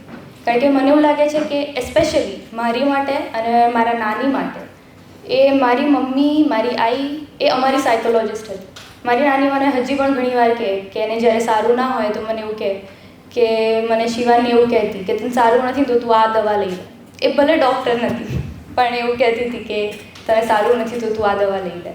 એટલે હજી ઘણીવાર મને એવું થાય છે કે જે 6 જાન્યુઆરીની સવાર હતી જ્યારે 4 વાગે એનું ડેથ થયું અને અમે લોકો એના રૂમમાં હતા, હું 1 મિનિટ માટે હું બસ એને જોઈ રહી હતી. કારણ કે મને એવું ક્યારે લાગ્યું જ નહીં કે મારી મમ્મી મને છોડીને જશે. કારણ કે ઓલવેઝ મને એવું કહેતી હતી કે મારે તારી માટે જીવવું છે. પણ અગેન મારી રામ જોડે આ વિશે પણ વાત થઈ હતી કે આપણે ઓલવેઝ આ વસ્તુને એવું વિચારીએ ને કે મારી મમ્મી જતી રહી, કે મારી મમ્મી જોડે આવું થયું, કે એને બહુ જ દુઃખ થયું. પણ એના ગયા પછી છેલ્લા અમુક મહિનામાં મેં ઘણું બધું વાંચવાનું શરૂ કર્યું. હું બિલકુલ પુસ્તકો નથી વાંચતી, હું વાંચી જ ના શકું. મને અને રામને હજી પણ આશ્ચર્ય થાય છે કે હું કઈ રીતે આ બધું વાંચવા લાગી. ટ્રાન્સફોર્મેશન થઈ ગયું છે મારું. પણ આઈ થિંક એ બધી વસ્તુઓ મને બહુ હેલ્પ કરી. હું આ 9 મહિનાના ટાઈમમાં હું ઘણું બધું કૃષ્ણની લઈને હું બુક્સ વાંચવા માંડી જે હું ક્યારે પણ નથી વાંચતી. પણ એમાં મને સમજાયું કે કૃષ્ણ તો પોતે ભગવાન હતા, પણ તો પણ એમના બાળકોના જે કર્મો હતા એના લીધે એ બધા જ મરી ગયા. એમના આખા વંશનો નાશ થઈ ગયો અને ભગવાન હોવા છતાં એમને આ વસ્તુ સહન કરવી પડી. તો કદાચ આપણે મમ્મી માટે પણ એવું વિચારી શકીએ કે એને જે પણ દુઃખ હતા કે જે પણ કર્મો હતા હવે it has come to an end, કે હવે એનો જે બીજો જન્મ હશે ત્યાં ખુશ હશે. એટલે આજે એની બર્થડે છે, આજે એની 54th બર્થડે છે. એવરી યર હું એની બર્થડે પર કેક લાવું કે પેસ્ટ્રી લાવતી હતી જે એ નથી ખાઈ શકતી કારણ કે એને ડૉક્ટરે ગળ્યું ખાવાની ના પાડી હતી. એટલે ઓલવેઝ મને એમ કે તું મારા નામે તો પોતાની માટે જ લાવે છે ને કે તારે જ ખાવું છે ને. એટલે આજે પણ હું લાવી છું અને એ વસ્તુ સાચી છે, એના નામે મારે ખાવું એટલે જ હું લાવતી હતી. એટલે આજે પણ હું પેસ્ટ્રી લાવી છું અને જે અમે એના ફોટો આગળ મૂકી હતી અને મેં પપ્પાએ એને કીધું કે એન્જોય, કે હવે જ્યાં હશે ત્યાં આઈ હોપ કે એને જેટલો પણ ફરવાનો શોખ હતો, જે પણ એને બધું જ કરવાનો શોખ હતો, એની હેલ્થના લીધે કશે પણ એને એવી અડચણો ના આવે અને બધી જ વસ્તુ કરી શકે જે આ જન્મમાં લાઈફમાં એ નથી કરી શકતી. અને ઇન ધ એન્ડ હું એવું કહીશ કે આઈ રિયલી હોપ કે મારી નેક્સ્ટ જે પણ લાઈફ આવે ત્યારે એ મને મળે. અને આ એક બહુ જ સિલી વાત છે પણ આ ખાલી મારા મનની વાત છે, મારા મનનો વિચાર છે કે જ્યારે નેક્સ્ટ લાઈફમાં જો એ કોઈ પણ ફોર્મમાં એ મને મળે શું છું કે જ્યારે નેક્સ્ટ લાઈફમાં જો મને કોઈ પણ ફોર્મમાં મળે તો ભગવાન કદાચ એક એવી સાઇન મને આપે કે જ્યાંથી મને ખબર પડે કે આને હું કદાચ પહેલાં મળેલી છું, મારું કોઈક પહેલાં રિલેશન હતું. અને આ પ્રોગ્રામમાં તમે બધા જ આવ્યા એની માટે બધાને થેન્ક યુ. રામને, વિવેક અંકલને, ફાલ્ગુની આંટી, વિશ અંકલ બધાને થેન્ક યુ કે આ પ્રોગ્રામ આટલો સરસ થયો. Thank you.